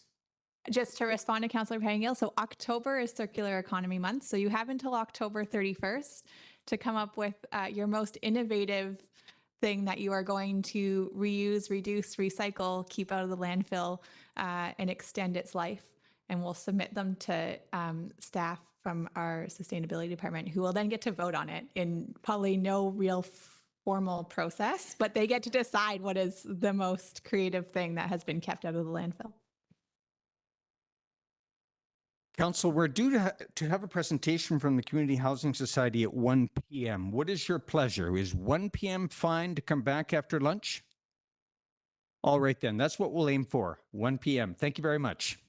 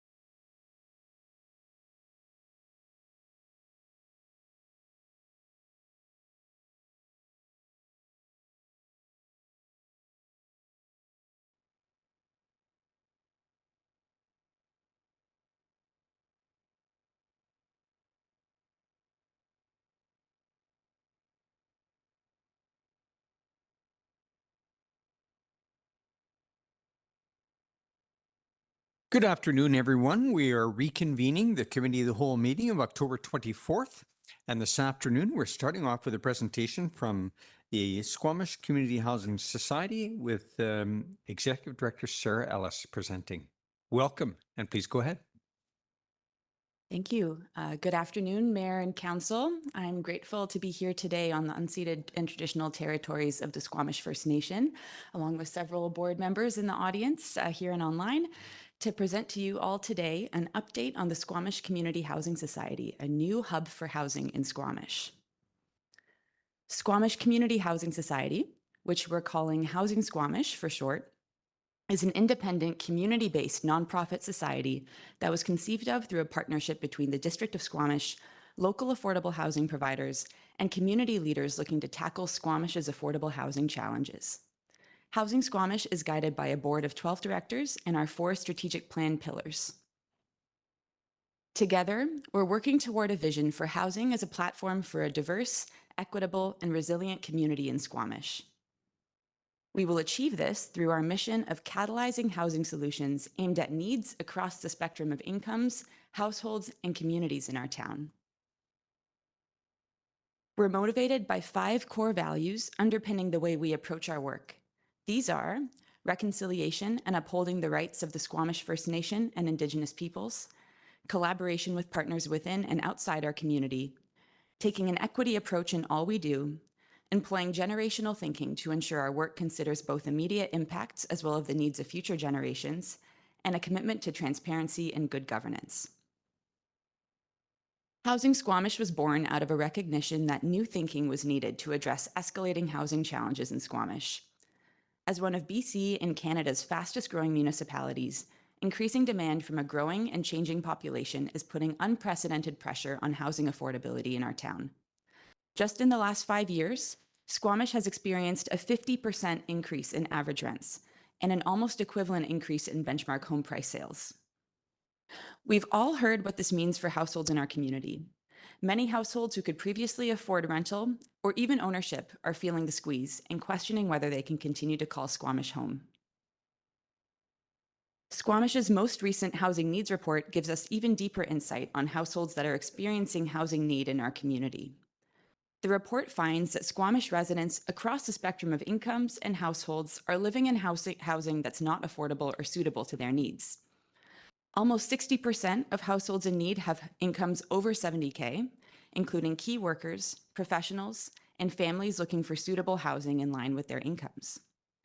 There's also a serious need from households earning lower incomes under $70K, many at risk of displacement and housing insecurity or even homelessness if they lose their current housing. The report finds that a shortage of rental housing in particular has contributed to especially serious pressure on renters, with a disproportionate share of renters, 35%, overspending on housing according to traditional measures. Addressing these needs will require a significant effort to increase the supply of housing across the range of housing types and price points, with almost 7,000 new homes needed by 2031, a significant increase even compared to recent housing delivery. We know that housing is just one piece of the challenging affordability puzzle for households in our community. But housing solutions are critical for achieving our most important community aspirations, facilitating a healthy, diverse, and vibrant population, ensuring equitable access to opportunity, and supporting our economy and key workers. This is where Housing Squamish comes in. Our role is to act as a hub for housing solutions in our community, connecting and catalyzing the critical partnerships that are needed to deliver housing at scale between the District of Squamish, senior levels of government, housing and service providers, the Squamish Nation, builders and developers, and the community at large. All of these partners are vital links in the chain to support this work, and all have a role to play. We're in a historic moment for housing, with all of these partners at the table looking for real and meaningful action. Housing Squamish is here to leverage these opportunities and bring resources to deliver housing in our community and increase the capacity of all partners involved. I'll take a moment here to acknowledge that we're building on previous and ongoing hard work to deliver affordable housing in our community. Just in recent years, we've seen the completion of new nonprofit affordable housing developments delivered in partnership with BC Housing, CMHC, and local community partners, including Spirit Creek, west winds, and under one roof. District community amenity policies have enabled over 250 approved PAH units delivered through private development, and a partnership protocol with the Squamish First Nation represents a commitment to reconciliation embodied through support for projects like the new HEM housing development at CHM. These achievements signal to our partners that Squamish is willing to make real commitments to deliver needed housing, and our partners are at the table looking to do more. I'll spend the last part of this presentation going through our strategic plan, a roadmap which will direct our work in coming weeks, months, and years in alignment with the short and medium-term goals outlined by the district when it incorporated the society. The foundation of our plan is our core belief that home is everything, and true to this belief, our plan contains goals and actions that honor and celebrate Squamish Nation knowledge and bring generational thinking to everything we do, put us on a path to operating housing and supporting our community in securing the housing they need, mobilizing partnerships to deliver housing in Squamish, and engaging everyone who is committed to working to solve the housing crisis. Over the next few slides, I'll go through our key pillars and immediate actions we're focusing on as we launch our plan. Pillar 1 of our plan is essential to our mission. It's to bring affordable housing to our community. We know that delivering housing is a long game, and the work to achieve this will happen over years, not months. But immediate work to get this started includes working on a housing development and acquisition strategy that will support us to build a housing portfolio. This work is underway and being funded by a capacity building grant from the Van City Community Foundation. Building a relationship with funding partners to deliver new housing, including BC Housing, the province, and CMHC. These conversations are already happening, and we're looking to apply for funding for at least one new building in the next 6 months. And leveraging emerging opportunities to protect existing housing, including an application to the new Rental Protection Fund, which supports nonprofits with purchasing market rental buildings so they can be managed long-term as non-market housing. Our second pillar is coordinating and improving affordable housing delivery in Squamish to support current and future households with accessing below-market units and building capacity among local community-based nonprofits to grow and scale our combined efforts. In the next 6 to 12 months, this looks like getting resources to launch an online housing access portal for affordable PAH units that are coming through new development, along with a waitlist policy and process for these units. We're identifying funding opportunities for this work, as well as partners to support us with getting off the ground. This also looks like engaging with our existing housing providers and residents to lay the foundation for a longer-term vision of a coordinated single point of access across all affordable housing providers in Squamish, as well as shared resources and services. We're looking to start this work in 2024. Our third pillar is to engage, educate, and advocate. This means getting out into the community, building relationships with partners and stakeholders and residents, and sharing and collecting vital data about housing needs and experiences in our community. Over the next 6 to 12 months, this looks like building relationships within the community, including meetings and events where we can introduce Housing Squamish in our strategic plan. This work is already happening and will continue in coming months. We will also continue to support the District of Squamish on key housing policies and programs that are aligned with our strategic priorities. We'll also be launching our Word on Housing survey, which is open on our website, housingsquamish.ca, until December 1st. We're asking Squamish residents about their experiences looking for housing in our community and their housing needs. This is important data that we'll be using for our own work and for advocacy to other levels of government. We'll also be sharing key data and insights on housing through a new quarterly email newsletter, which we'll be launching in 2024. Our fourth and final pillar is to embody reconciliation, equity, and good governance. This is the critical work of ensuring that we're transparent and accountable to our community and stakeholders, and always doing the work of advancing reconciliation with Indigenous people. In the next 6 to 12 months, we'll do this through building and implementing governance policies and processes that prioritize effectiveness, equity, and reconciliation. This is underway and will continue into next year. Setting the foundations for sustainable growth and greater financial self-sufficiency. This work is also underway through business planning and will continue into 2024. And ongoing transparency and accountability with our partners, including our newsletter and an annual report, which we'll publish next year. These 4 pillars and core actions will be guiding our work in the next 100 days and beyond as we look to seize the current window of opportunity and leverage resources, land, and partnerships to deliver housing. In the next 100 days, we intend to submit a funding application for affordable housing on one site, pre-qualify for the Rental Protection Fund to support acquisition of existing rentals, start work on our online housing access portal and waitlist, and continue setting up our governance policies and processes. Ultimately, our commitment to you as council and Squamish as a whole is to carry out our mission in a radically transparent, collaborative, and transformative way toward a Made in Squamish story made impossible by the district and our partners. Thank you for your time, and I'm happy to take any questions. Thank you, thank you, Ms. Ellis. Questions, council?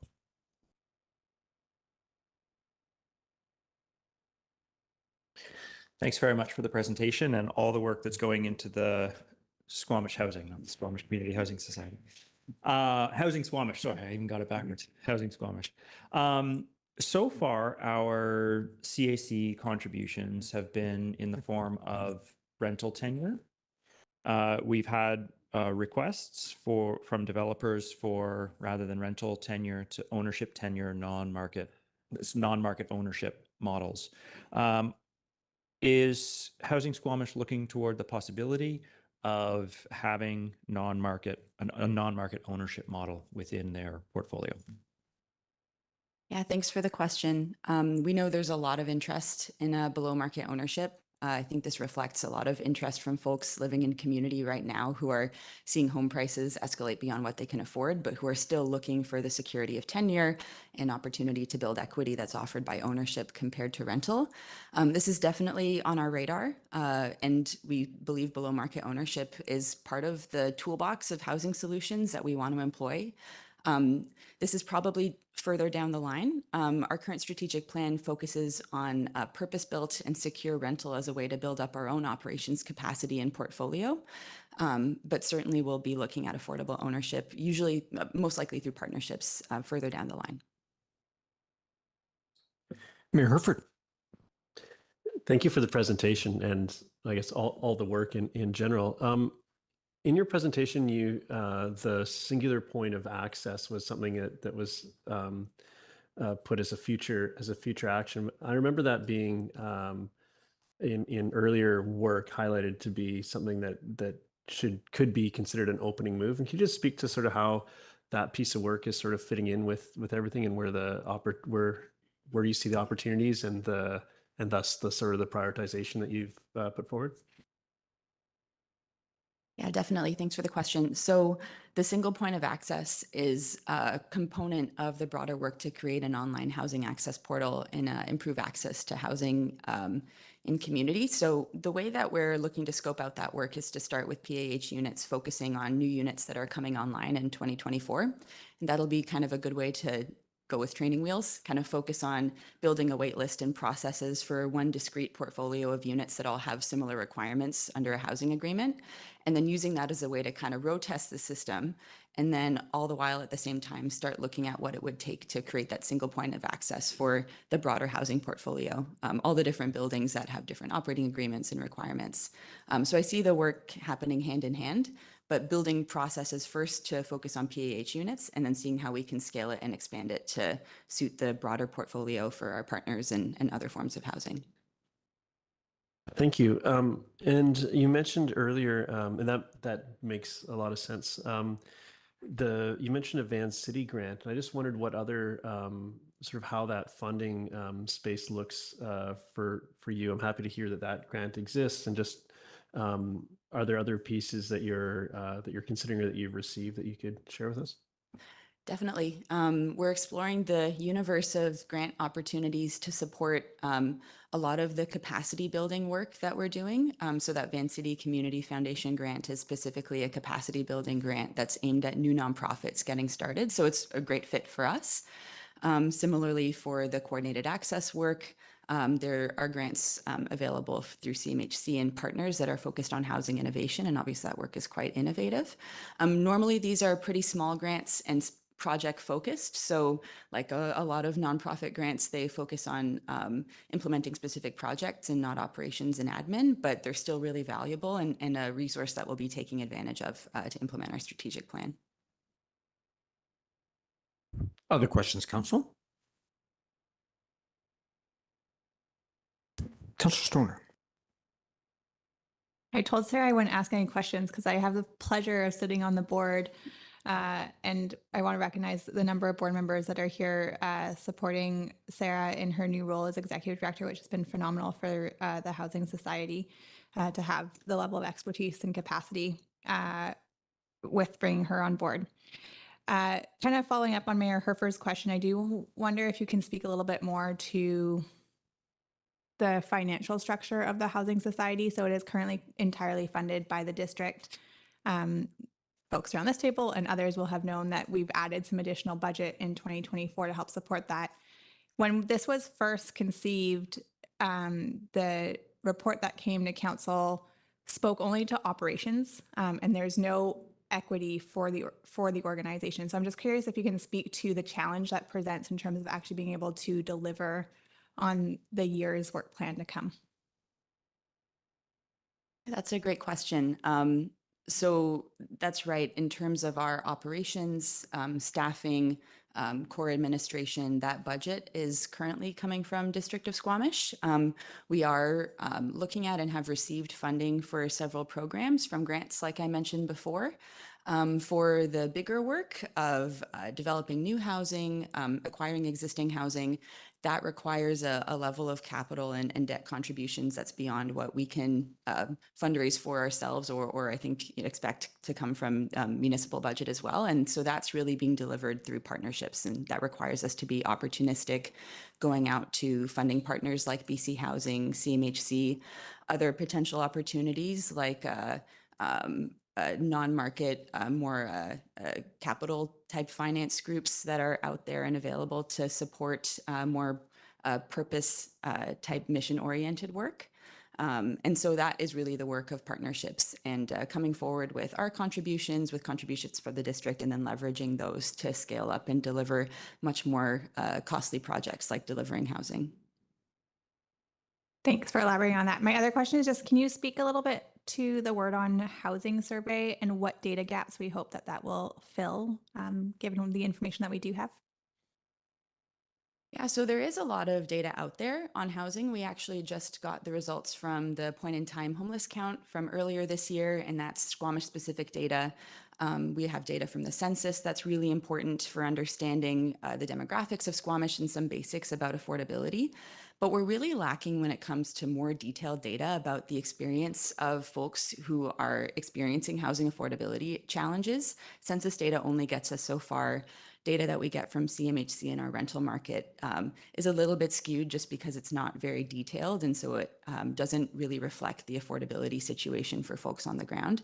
So we really have a need for more detailed data, and we have a real opportunity that we're looking to at least start filling that gap through this survey and then future work that we'll do as well to start collecting quantitative and qualitative data on both what folks are earning, what they're spending on housing, but also more qualitative stories about their experience looking for housing and then their thoughts and opinions on what they think is driving our housing challenges. So that survey is open. Like I mentioned, it needs people to take it for us to get a critical mass of data, and that's at housingsquamish.ca.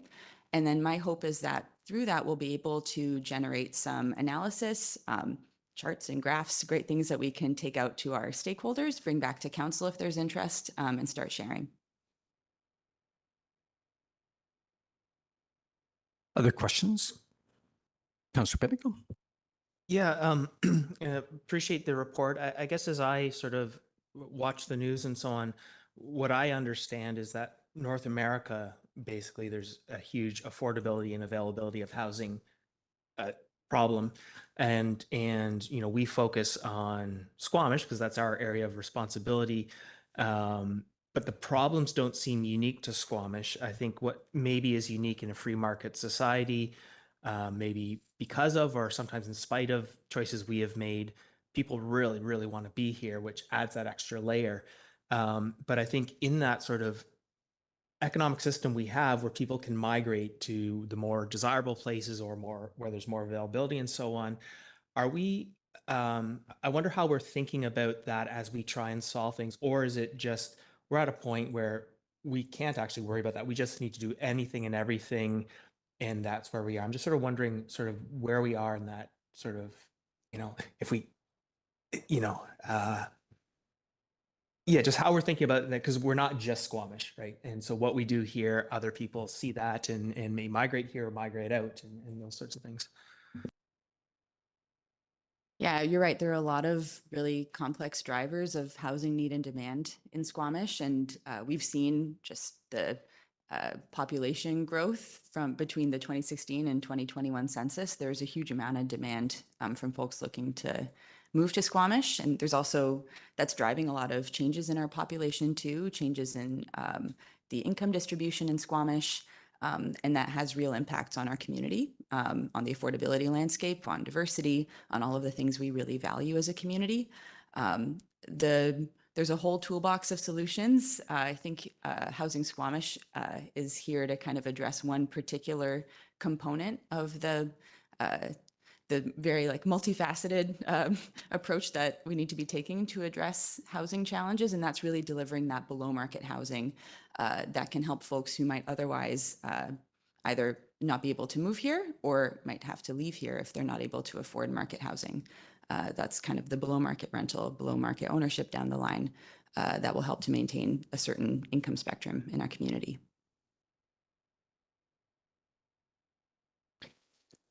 I'll venture a couple of questions myself, Ms. Ellis.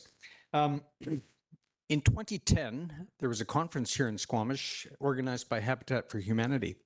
And they spent some time here trying to link up local housing interests and advocacy people. And really, that is the beginning of our advocacy and organizational development in terms of housing, what we have today, a housing society.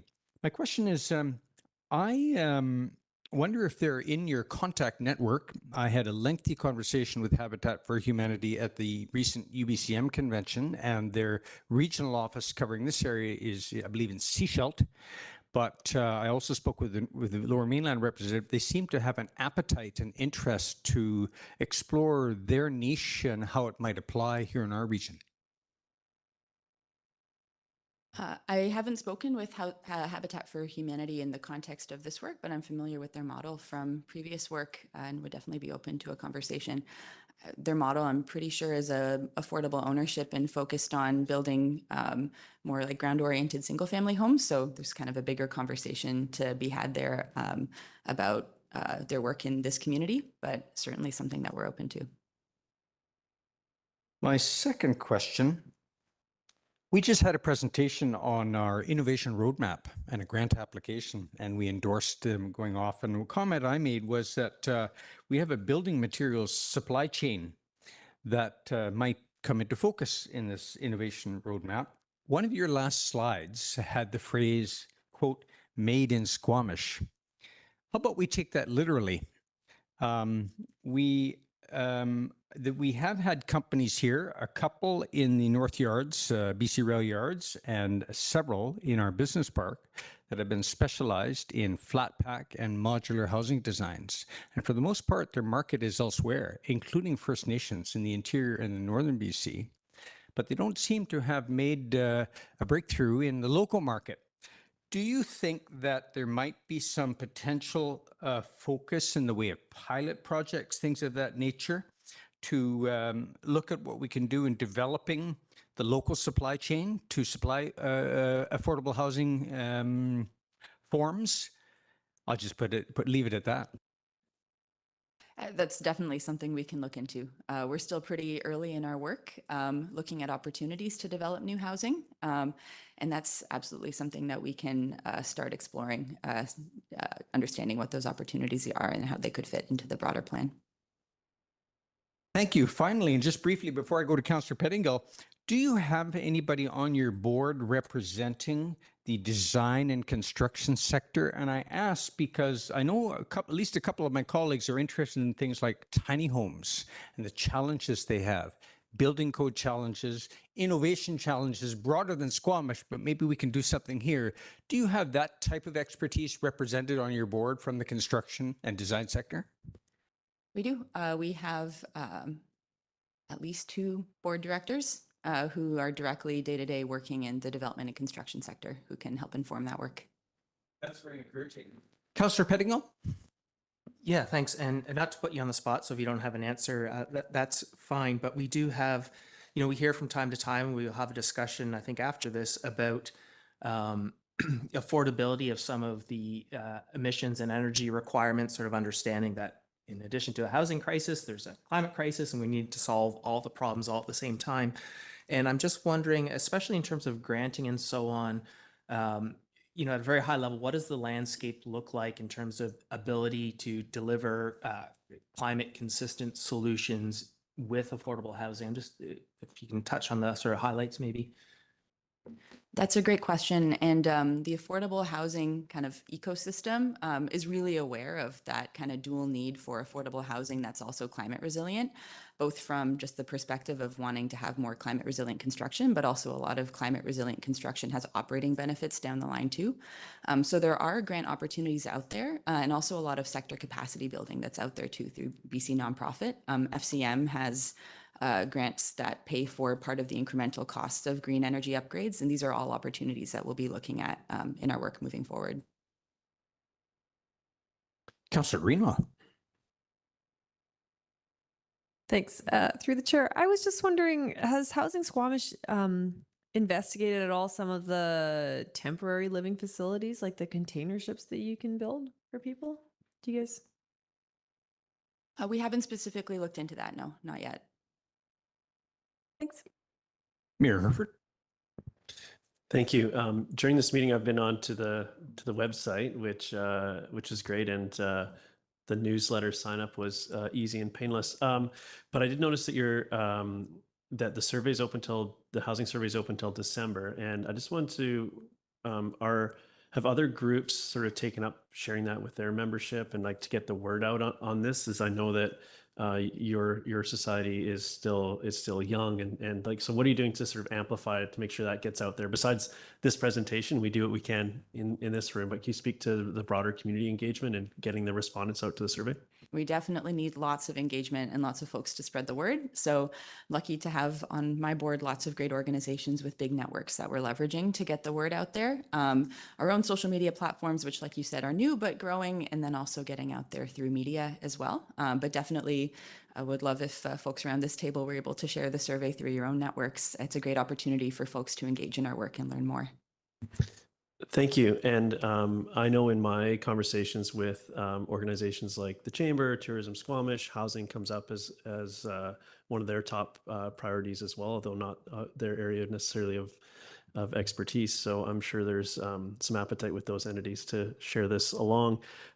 And I just wanted to talk or ask you about, looks like there's a week left for applications to the board. And can you speak to what you're looking for or what openings you have on the board at this point? That's right. So we have 2 board vacancies right now. One is a vacancy that is specifically for a person living in affordable housing right now. And then the other vacancy is for an individual with specific housing expertise. So that's a housing planner, person working in housing finance, for example. And yes, that's right. Recruitment is going through October 31st. And if folks are interested, they should email me at info@housingsquamish.ca for an application package. Thank you. Councillor French. That was my question, so I'm good. Thanks. Further questions or comments, Council? Mayor Herford. Yeah, I'd like to move receipt of the report. Councillor French seconds. And I'll just, if I speak to it briefly, just thank you so much for the work. I know you're just getting started, and it's remarkable the impact that has happened sort of already in putting in place the priorities and the strategic planning. I think these are all very positive signs for our community. And if you could share the slide deck with us, that would be after that would be great as well. Just there's some interesting pieces in there that I'd like to be able to reference at a future date. Thank you. In the world of fast starts, I feel like the puck just got dropped, and so much has been like we're up 5 goals already. And this presentation just underscores how quickly things are moving, the quality of the work, and I'm really looking forward to see how the second period goes. Councillor Pettingill. Yeah, I'd just like to say it's sort of been a long time coming, getting the society up and running. this is our first, I guess, formal presentation before council, but I've had an opportunity to speak with yourself and other members of the board. Not everyone, but a number of people, and it's just such a strong team, really exciting, and really very pleased that Squamish has this just fantastic resource working for Squamish. So it's fantastic. Thank you. I'm going to just keep piling on my thanks for all the good work. But I do think it is really important to note how big of a milestone this is for our community to have a housing society that has been established, is fully functional with a working board, with an executive director, with a strong strategic plan and a work plan for the next 6 to 12 months that is clear and defined and articulate. Housing is, I think, I will say, the biggest challenge in our community, and really is one of the foundational pieces to building the community that we want going forward, is making sure that everybody has a place where they feel stable and comfortable to live in. As other councillors have mentioned, we're not the only community that's dealing with this. We know it is an issue across our province, across the country. And so the challenge, the immense challenge that's before us, I don't mean to say is like unsolvable, but the expectations are high. And so I think one of the things I really value about this presentation and having more of a forward-looking entity on this is really setting the expectations for capacity that we do have.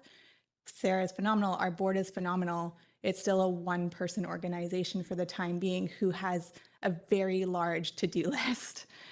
So I think that this is a great start. There's an unbelievable amount of work that's going on. And we got to keep building the team. We have to keep building the strength and the capacity, because we know that this is the first of many steps that is needed to solve this really complex challenge in our community. But thank you for the work. Yes, thank you very much, Sarah Ellis. To echo the mayor, I think that all of our colleagues here would love to have a chance to review your slides again, and that can be facilitated through our staff. And we have a special place where we file those things away. And we'll also be, I'm just going to, did I miss you, Councillor Greenlaw? Well, I'm happy to add my joy in seeing you in this room and seeing this foundation coming to fruition. And I'm really excited about the work that you're going to do over the coming years. Preferably not all by yourself. I will then call the question. All in favor of receipt of this report from Squamish Housing Society? Unanimous. Thank you very much.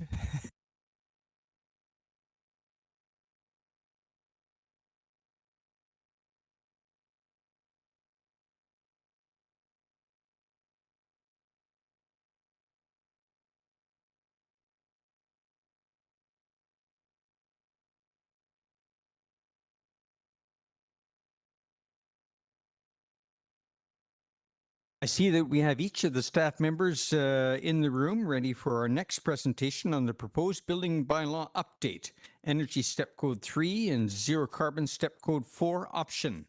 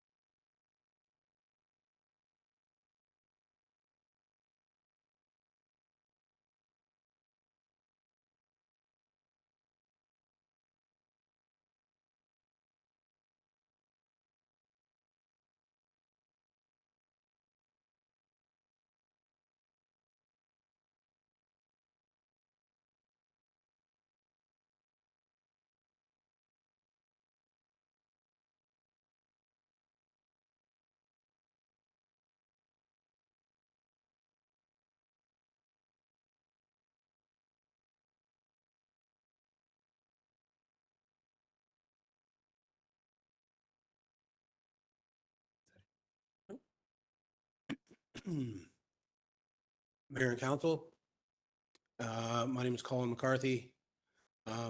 Joined with Jonas Belniskis and Ian Pickett's here to present to you some background information and answer any questions about a proposal for building bylaw amendment to provide an option for builders and developers to our current requirement for meeting step 4 of the BC Energy Step Code.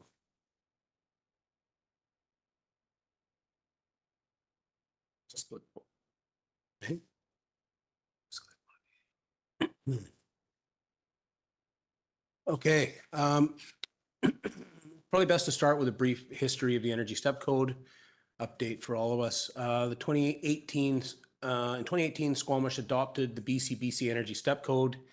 The intent is for energy efficiencies to be adopted in our bylaw and then regulated through the building bylaw for builders and developers. So there's an incremental approach to meeting more restrictive requirements. As of January 2021, the Squamish building bylaw requires that all Part 3 residential buildings, this is your multi-unit residential buildings, must meet Step 4 of the BC Energy Step Code.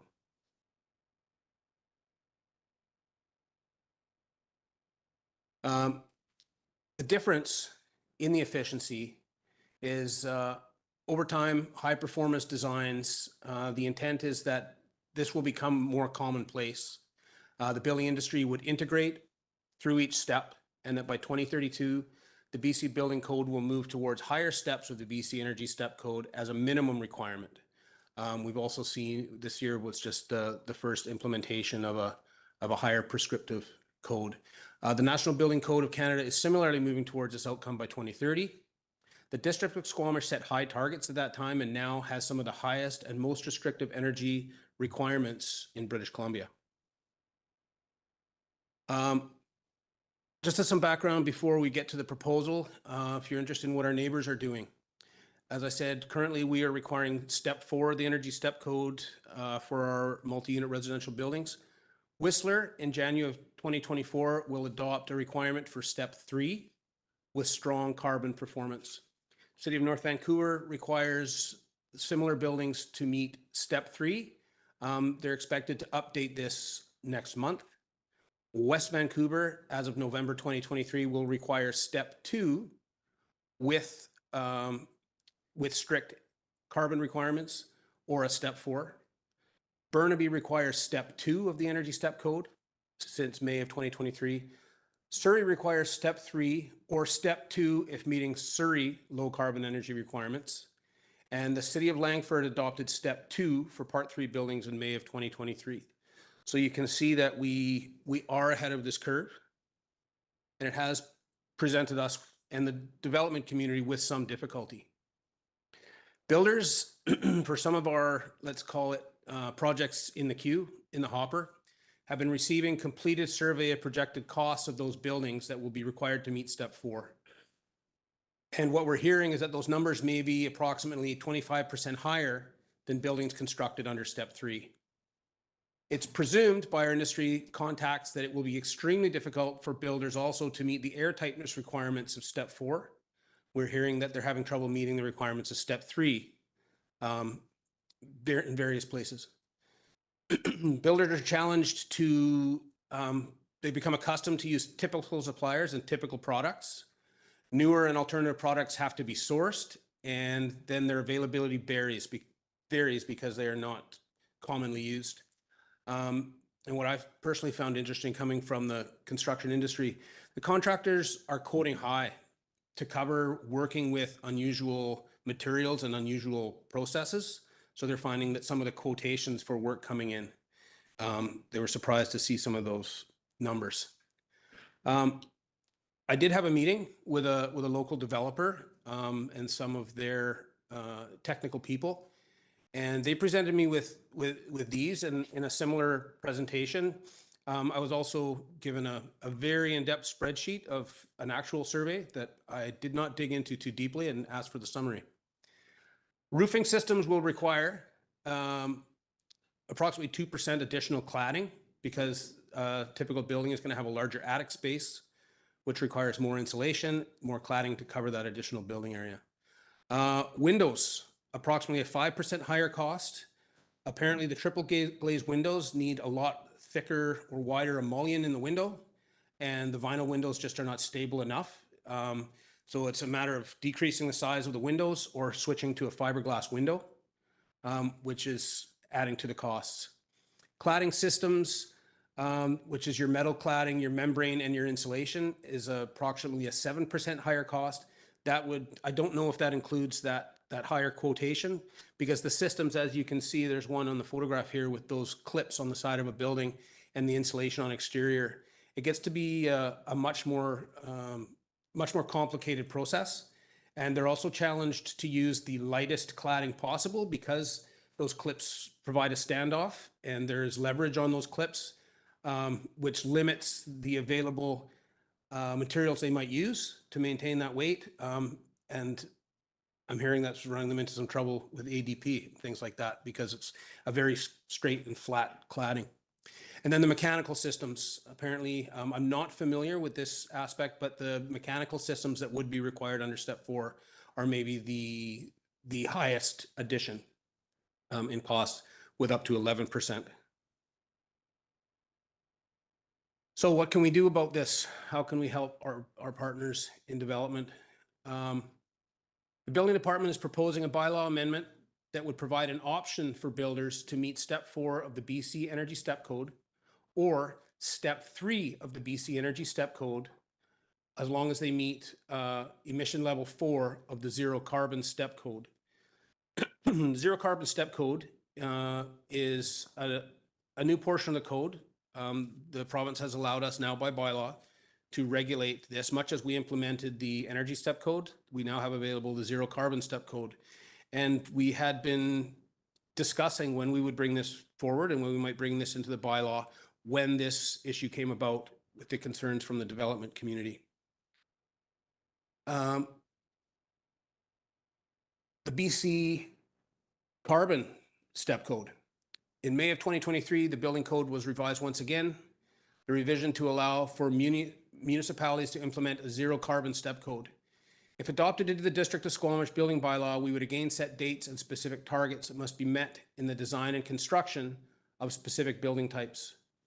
There's 4 levels that range from a requirement at level 1 to measure and record greenhouse gas emissions only, to a level 4 that requires a maximum greenhouse gas emission, or greenhouse gas index, pardon me. The building department would again be relying on the reports of consultants to determine compliance. This is just a chart if it interests you at all. The GHG emission level is the rating given in the BC Building Code, but the actual greenhouse gas index you would read across the table. Now, as you may be aware or recall, we do have a low carbon density bonus portion in our zoning bylaw now that affects certain types of housing in certain zones. And this was a District of Squamish attempt to regulate the greenhouse gas index.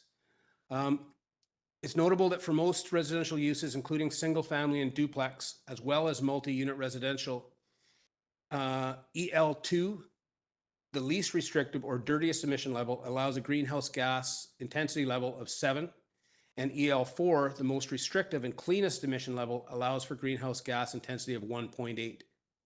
These can be compared to the values adopted in the recent adoption of the low carbon building density bonus, where we do, for a similar building, allow for a greenhouse gas index of 6.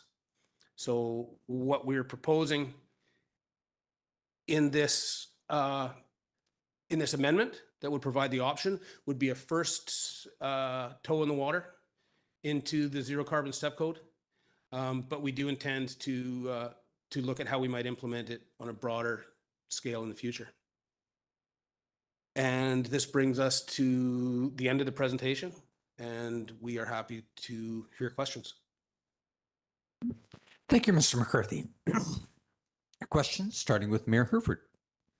Yeah, thank you for bringing this forward. I'm going to ask a question about something I didn't see in the presentation, which is the conversation around embodied carbon, which seems like the next piece. This I think is really interesting and worth consideration. But when we look in the, it's, I don't want to get into a creative accounting of where these emissions are. We have overall life cycle of these buildings is something that I think is real. They will emit otherwise in embodied carbon. And how does that work?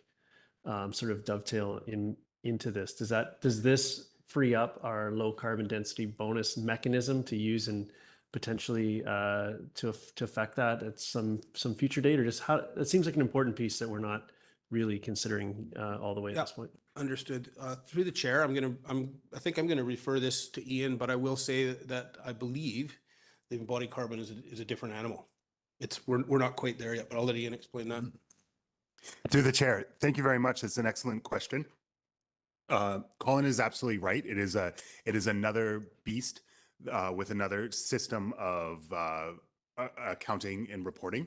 But you are absolutely right that the incentive realm is an opportunity to introduce that. So by putting this into by taking the incentive out and using the BC code for zero carbon step code, it does provide that opportunity. Thank you. Councillor Hamilton? Thanks very much. Thanks for the presentation, and thanks for whoever might have planned to have housing affordability. And these two things are inherently linked, as you noted right at the start of your presentation. Affordability and our carbon emissions there's a tension between the two of them, specifically within the building sector. There's no question about that. And energy, in my mind, is the key element between there. In our community climate action plan, it's not a direct quote, but there's an assumption that we have low carbon electricity, a large supply of low carbon electricity in Squamish, because we're getting our electricity obviously from hydro. So when we talk about greenhouse gas emissions from a house, are we only calculating the amount of fossil fuel going into the house and carbon coming out of the house, or what other factors are being included? Are there? Yeah. Again, this speaks to the rating of the hydroelectric power source, and I'm going to defer to Ian again on this one, I think, if you don't mind. Sure. Through the chair. Yes, Colin is correct. It's just operational emissions that are included in that, but that does include the upstream emissions associated with the deliverance of electricity. So for hydro, we have a factor of 0.011 kilograms of CO2 per kilowatt hour for hydro. So that is an amount of emissions associated with the use of electricity in British Columbia. And just for reference, the natural gas is 0.180, so about 15 times the CO2 per kilowatt hour. Thank you. And so, in a way, our building code and these standards are getting tied to the carbon emissions of our electricity grid, which a builder and a homeowner have absolutely zero control over the carbon emissions associated with the electricity grid. The thing they do have control over is whether they do or do not hook up a natural gas supply to their home or residence or building. To me, this seems simpler than I think I'm oversimplifying this. If they just don't supply their building with natural gas, do they basically automatically qualify for the low emission standard? Sure. Through the chair, you're absolutely correct. And in my opinion, the BC government has done a good job of this. There's actually 3 different ways you can report on this. So there's a prescriptive approach, which we're hoping most communities will do. And level 1 through 4 are in the prescriptive. It's 1 is measure only, 2 is low carbon heating, 3 is low carbon heating and hot water, and 4 is all appliances, water, and heating are low carbon. So if you go and do that, you can check off all of the prescriptive. The other way is you can have a maximum amount of greenhouse gases that your entire home emits. One thing that's interesting about that is that it does incentivize very small homes. It gives them a bit of leeway. Or you can have a carbon intensity, which Mr. McCarthy was talking about in his presentation, and a maximum cap on emissions. But the assumption and hope is that most will go through the prescriptive approach. So you can just check those boxes. One thing too, that one positive aspect of going with this zero carbon step code is that when the District of Squamish went ahead and did this ourselves, we actually used an emissions factor that changed in the interim for the emissions of BC Hydro. BC Hydro was remembered that they were importing a fair bit of coal and changed the emissions factor. And that actually makes ours extremely difficult to fit. So at least we can tie ours to the emissions factors. And if those change, these will change as well, rather than the district having to do all that difficult work. Thank you. Just to, oh, yeah, go ahead. If I could also add, from a regulatory perspective, relying on the carbon or zero carbon step code is easier rather than trying to control whether somebody has a gas line or not, because we can contain this whole process to just the building permitting process rather than having to, register a covenant or something like that requires us or the applicants to meet a condition that's outside of the building code. So I see I'm envisioning a very difficult process if somebody wants to engage in the measurement approach. If they want to measure the carbon emissions from their home, I can see that being a very challenging thing, both to facilitate as a district and for the homeowner, a rather expensive process. Just to be sure I understand correctly, like there is a simple process to get to this lower step code, which is basically just not supplying your home with gas. Then you're basically automatically into the lower step code. To the chair, I'd like to answer that one. We do run into a bit of a crossover of authority, because essentially we regulate the design of homes. We came across this question regarding the zoning bylaw as to whether someone can run a gas line to their home, stub it into a mechanical room. I've heard the comment, well, if the bylaw changes, if we don't have enough electrical energy at some time. So to regulate whether or not there is a pipe run to that home might be a little bit more difficult, but the design around what is the heating source in the home, what is the cooking source in the home, are there gas fireplaces designed and installed, that is something that we can regulate under the building bylaw. And it's not quite so simple as to whether or not someone can run a pipe into a mechanical room. We've tossed that one around a little bit. Our bylaw doesn't speak specifically to that. We do not regulate gas installations. Much like electrical installations, that's left with the province. Councillor Stoner. Thank you. Through the chair, just confirming that the proposal here is only for Part 9 buildings at this time in terms of changing the bylaw, but the low carbon building and density bonus would still apply to other types of buildings? Through the chair, Councillor Stoner, the proposed change would actually apply to Part 3 buildings, which are the complex buildings. Part 9 buildings are your smaller wood frame buildings, like single family and duplex, for instance. I don't know.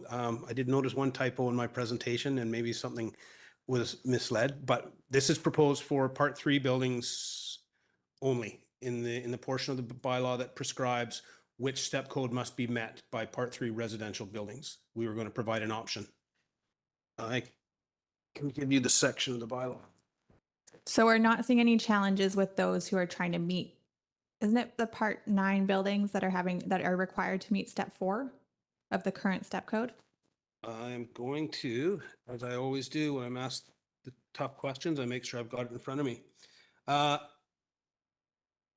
As of January 2021, step 4 for your Part 9 buildings, and Part 3, now excuse me, I hope this is any residential building regulated by Part 3 of the building code must be designed and constructed to meet the minimum performance requirements specified in step 4 of the BC Energy Step Code. Since 2021, we have had no major starts of that type. We have multiple in the hopper. I can think of one on 2nd Avenue, and a few others that are in the hopper that are going to be subject to part 17.4 of the building bylaw that need to meet step 4. Okay, got it. Thank you. And then can you just also speak to your staff report speaks to this a little bit, but the discrepancy between the low carbon building density bonus that we have in our zoning bylaw that requires a maximum GHGI of 6 for apartments. I think we had a pretty extensive discussion when we did do that because we heard from a lot of developers at the time that there were concerns about being able to meet that level of intensity.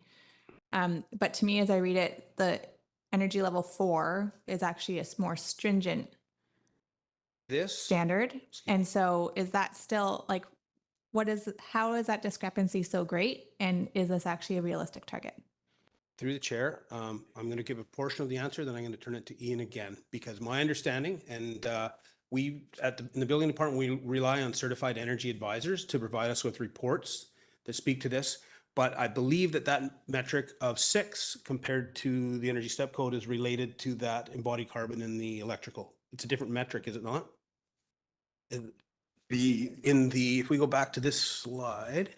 So the 6 in our zoning bylaw versus the 1.8 in the zero carbon step code. That feels like a big difference.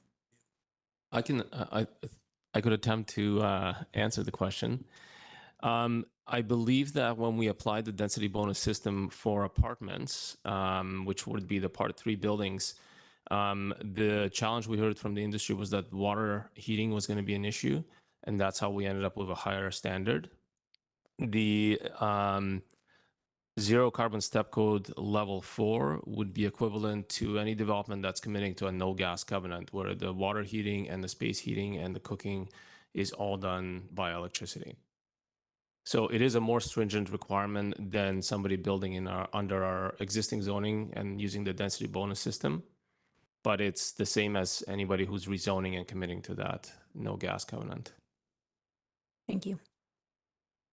Councillor Pettingill. Yeah, thanks.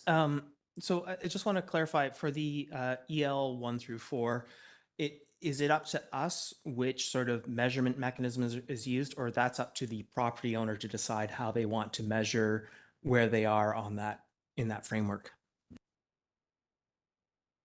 It would be up to us as the regulating authority to determine which step of that step code we would attach to. In the one column, they could meet step 4 of the energy step code as per the current bylaw. We're going to offer what we're proposing is a step 3 plus we're recommending EL 4 of the energy step code, and that would be our choice. And I guess what I'm trying to understand is it sounded like there's 3 different ways you could measure whether you're at EL 4, and do we decide how people measure, or do they decide how they measure whether or not they're at EL 4? Yep, I think that's up to I think there are a couple of different methods that the energy advisor or the energy consultant can provide. Okay, so that's a bit of a concern for me. I spoke to BC Hydro and a few others yesterday, and what I heard was, practically speaking, for part 3 buildings, if we require EL 4, just in terms of finances and everything, that means no gas. It's effectively the same as a no gas covenant. But for a part 9, for a smaller building, there are ways under the EL4 standard that you can justify gas cooking, heating, and a bunch of gas infrastructure still. Or sorry, not heating, but cooking, decorative. And so, you know, I'm sort of hoping that we go across the board electrification as the mandatory, no longer an incentive. And so we may, from my perspective, still need no gas covenants on the part 9. And so maybe for the no gas covenant, we need the incentive piece, but EL4 for me should be the standard. I guess the other question I have, speaking to some folks, is what I understand the majority of BC Housing and CMHC grants are now requiring step 4 or even step 5, usually step 4, and building electrification. And so, that from my perspective covers the majority of our non-market housing. So I'm wondering, if we were to pull back, who are these reductions in step code benefiting? It seems like it would only benefit market sort of for-profit builds. Is that correct? I can't speak to, I can't speak to that specifically. That's your. This is targeting everybody. If an organization, a funder has other requirements, then certainly, they would apply. But this option would be available to anybody, profit or non-profit. What we're hearing from the development industry, which is for profit, is that with all the other additional costs that have surfaced since 2021, this one is not helpful in delivering more housing, to the point where there's projects sitting waiting to see if this changes or not, to make a decision whether they go ahead or not. Kirthi. The comment I was searching for just there when I deferred was that this proposal is maybe considered an interim, because we will be looking into how we implement the zero carbon step code moving forward. And that implementation across the board for the various building types, when that comes in line, we may find that we don't know if there will be a different understanding of what it takes to meet step 4 from the industry in general.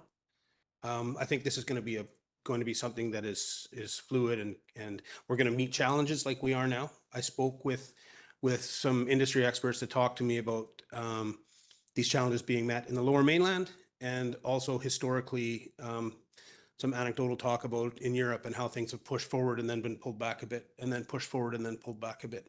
So this, my understanding when we decided to put this together, was that it is something to overcome a significant hurdle at this time, and the things that you're speaking about right now might be covered off well as we move forward with implementing the zero carbon step code. So, and I guess I'm just trying to understand, or, in terms of supporting or not supporting the resolution, again, in the folks I spoke to, sort of, it seemed that building electrification as a requirement we're there, and that's entirely reasonable. I've skeptical of UDI, but that was the letter was attached. I noticed they have the Fortis BC School of Development, and so I definitely wonder about the the influence of some of their suggestions. But even on the building efficiency, which isn't really related to Fortis, while UDI is claiming 20% higher, I'm hearing from other folks, it's more like 7%. And so I'm a little bit hesitant. And when I hear, the non-market sector or below market sector is comfortable with step 4 and step 5, why can't the for-profit get there? And so I'm trying to sort of wrap my head around, if non-market grants are expecting this, why wouldn't we also expect that from the market grant? So I guess there's two parts of it. There's like the electrification piece and how quickly do we go there? And for me, that's always been the priority. And I've always been actually quite flexible on step 3. But some of what I've heard in the last day or two makes me think, oh, actually, maybe we should be pushing just as hard on step 4, step 5.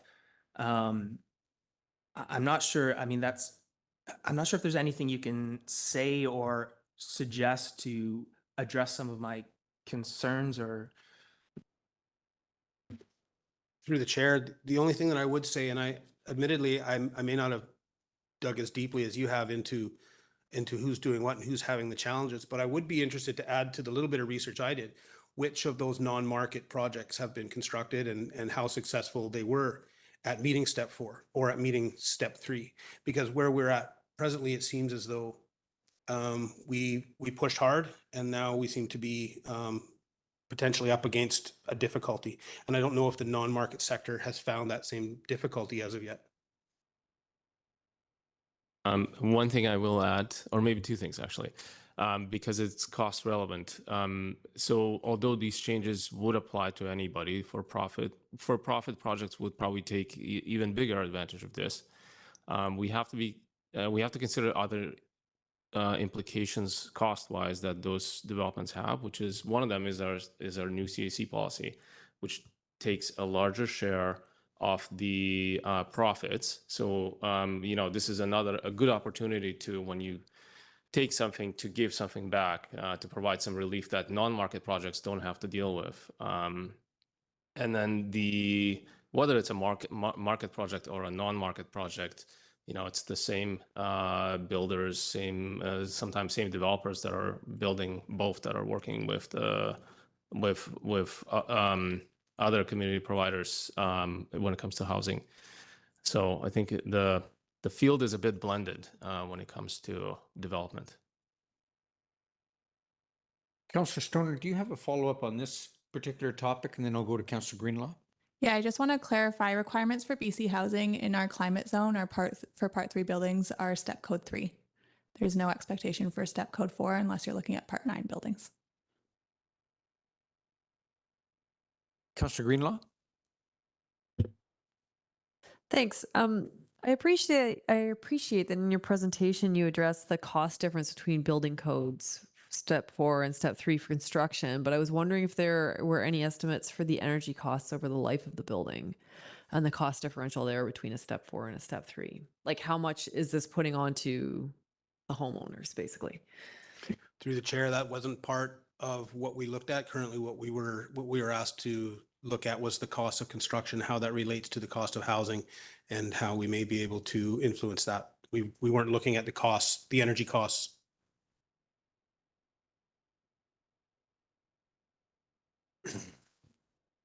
Gentlemen, I have a question regarding alternative energy systems. It's a general one. As I read the paragraph that on page 2 of the report, in 2022, the GHG intensity of BC's electrical grid was readjusted to account for imported fossil fuel sources.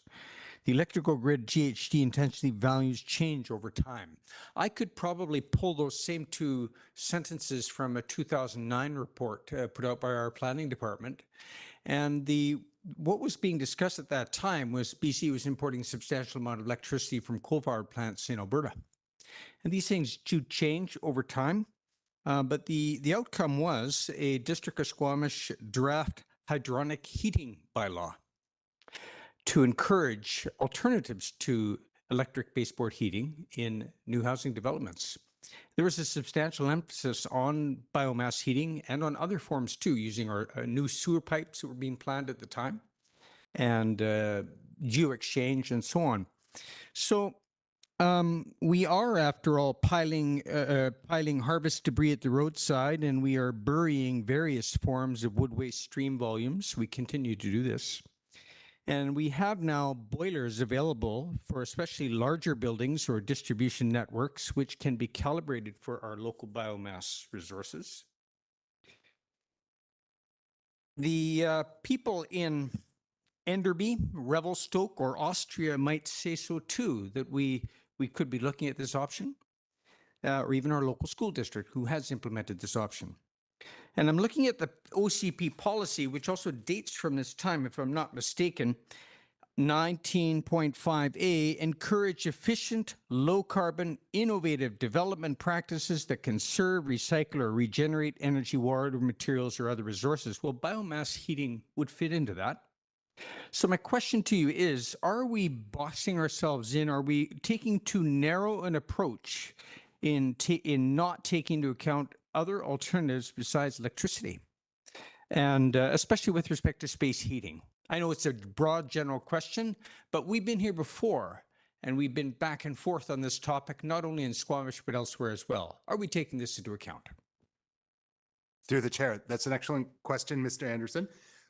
The zero carbon step code does, in my opinion, a good job of encompassing that by not just pinholing us into the prescriptive approach. So there are emissions factors associated with it, and there's actually other emissions factors of different sources of energy. So as long as you can get under those values, then you can do so. And there are examples of houses in the city of Vancouver using solar to achieve this. So in my opinion, it is encompassed into it. And particularly as we move forward and electrify more, aspects like this will become more and more prevalent, more solar, biomass, district energy systems, et cetera. Thank you.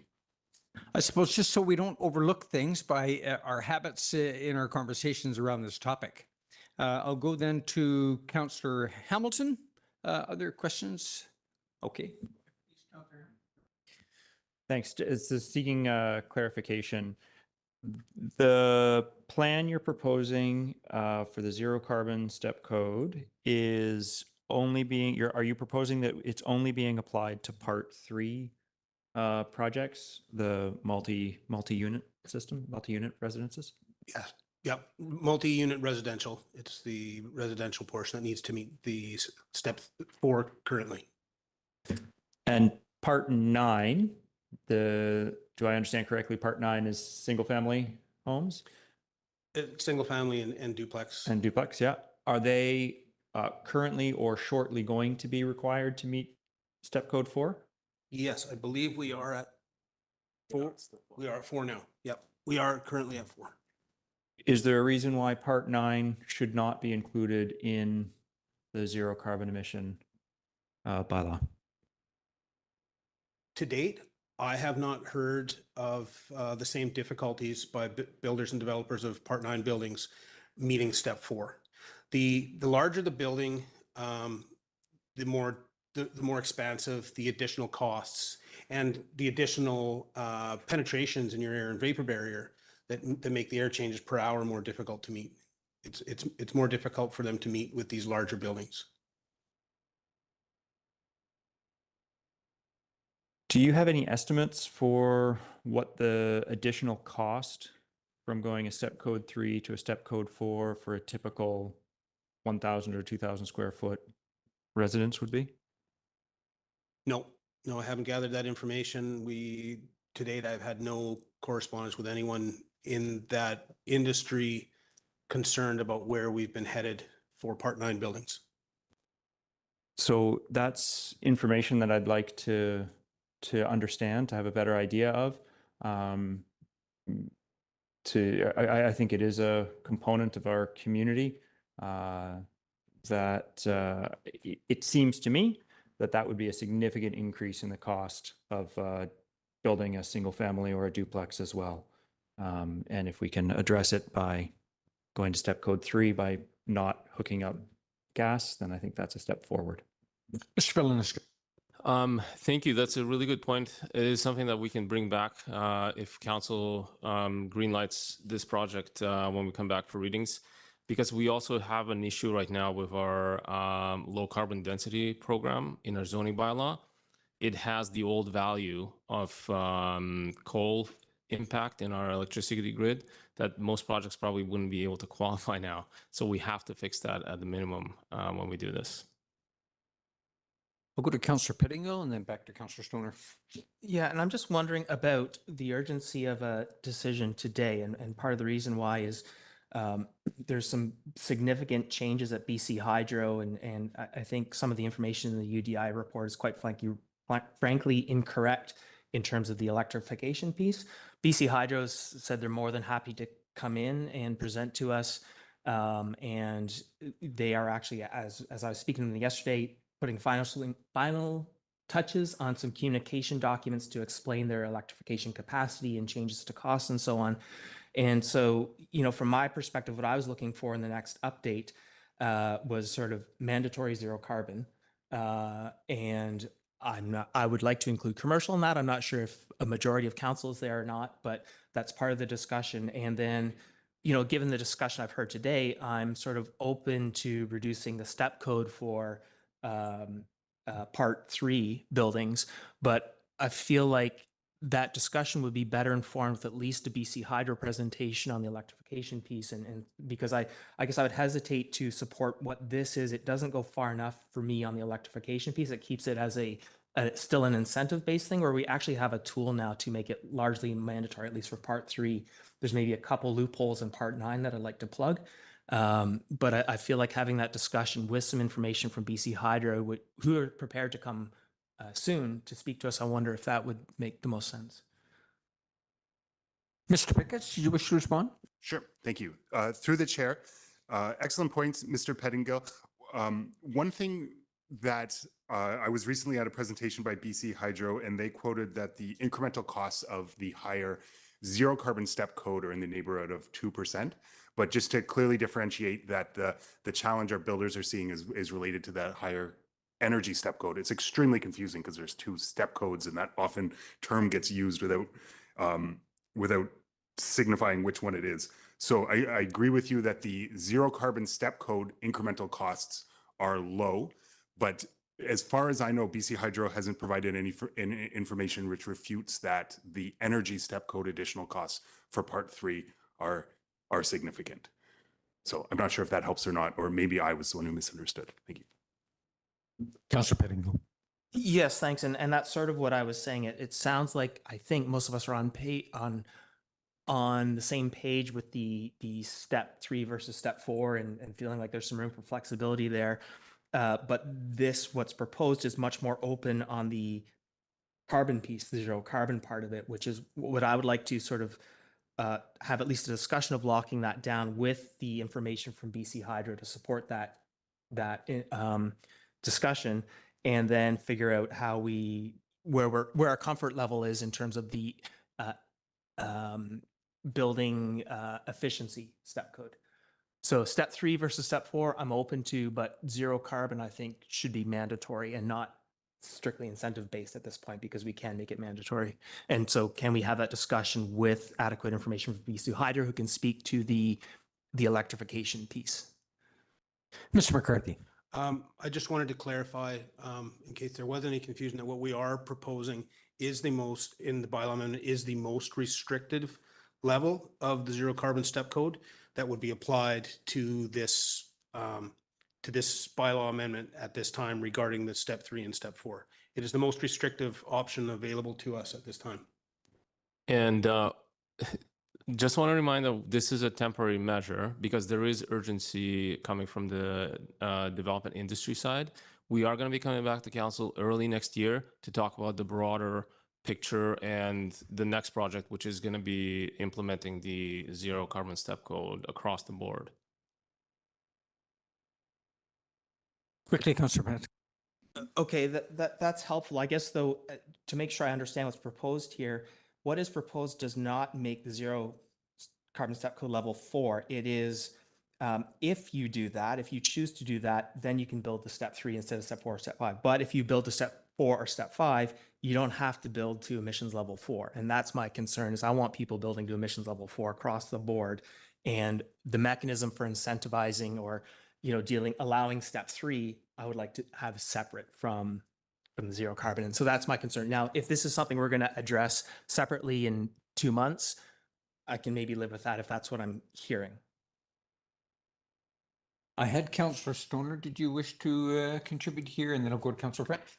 I think Mr. Valeniskis preempted my question, but I do just want to confirm that this is an interim measure that is meant to be addressing a challenge that we're seeing for some of our Part 3 construction that's currently in the pipeline in an effort that they're currently required to meet Step 4, and it's causing a lot of additional financial burden, especially on things like market rental building, which we know is really critical in our community. And the intent is that staff are planning on coming back in early Q4 to do a more broad incorporation of the zero carbon step code into the building bylaw. Is that the plan? That's correct. I think it's Q1 of 2024. Councillor French. Okay, just related to context around urgency, are there projects that are in the queue that are on hold waiting for the results of this? Yes. Would have somebody to move the recommendation or a recommendation? Councillor Stoner. I will move the staff recommendation with a slight change, and I'll email the wording to you.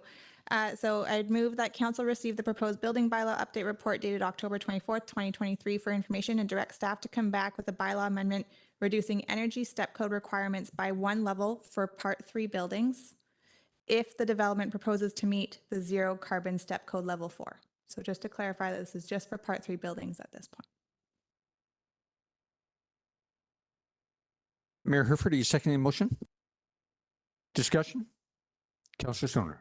Yeah, appreciate the in-depth discussion around the council table. I think that there's a lot of interest in the zero carbon step code, and I also appreciate that there's a staff capacity constraint in terms of moving it forward today.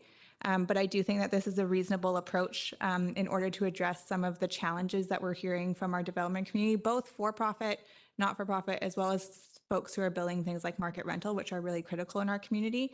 And I think that this is a reasonable approach to be able to reduce the energy step code if we're requiring zero carbon being put in. That's a bar that we've set, mostly thanks to Councillor Pettingill, who brings it forward in every single rezoning to require no gas covenants.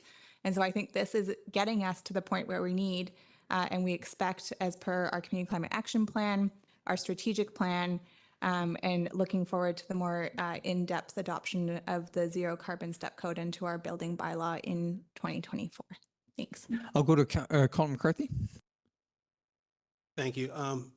Just in hearing how you phrase that, I just want to be clear that the clause that would be, the section of the bylaw that would be amended refers to any residential building regulated by Part 3. Currently, we have different requirements for industrial, commercial, and residential. That what we're speaking of here is the residential building or the residential portion of the building. It's not Part 3 buildings across the board. Thanks for the clarification. That is what I intended to reflect in my motion, and so I will update that language accordingly. That's okay with the seconder. Very good. And that's clear to the seconder? Yes, residential Part 3 buildings would maybe be the. Okay. Thank you. Go ahead, Mayor Herford. Yeah, thank you. I think thank you for bringing this forward and highlighting the challenge that we're seeing in the presentation. I think it showed that we're leading in this area, and even with this step back, we're still leading. So I think that part of sort of uncharted territory is the ability just to adjust your pace to make sure that we get to where we're going in a responsible fashion. So I look forward to the more in-depth conversation around this, but I think this is absolutely a worthwhile step forward, and I'm happy to support. And thank you for highlighting the issue and bringing it forward. I know there's lots of work to be done, so even to do something on an interim basis is a lift. So thank you for recognizing this opportunity. Councillor Pettingill. Yeah, thanks. I will support this. As I read the report and speaking to staff capacity and so on, I, reading between the lines, sort of understood that the next iteration would be 2 years down the road, and I wasn't prepared to wait for that. So that was part of my urgency. But I can, if we're dealing with this in Q1 and plugging some of the holes, I'm comfortable supporting this. I think I've tipped my hand at some of the things I'm hoping to see. I do also hope that, we take advantage of BC Hydro and some of the other presenters. I think, sort of when it's just the one proponent attached to the agenda, my spidey senses or sort of suspicions start going up. And so I think making sure that we are hearing from our housing society and BC Hydro and some of the others, and not just the sort of developers lobby, especially when they're so closely linked to Fortis, it seems, I think will be important, but I'll leave that for that discussion, and happy to support this. Thank you. Councillor French. Thanks, Chair. I'm supporting the motion because I see this as a common sense move to maintain development viability in our community in the short term. Further comments? I think that the urgency, the phrasing used in the staff report, can't be understated for us. And having listened to several of the local developers speak to their issues, and I'm looking forward to the plan to strategize about this in more detail during the 2024 CCAP update process. Can I call a question? All in favor? Passed unanimously. Thank you, gentlemen.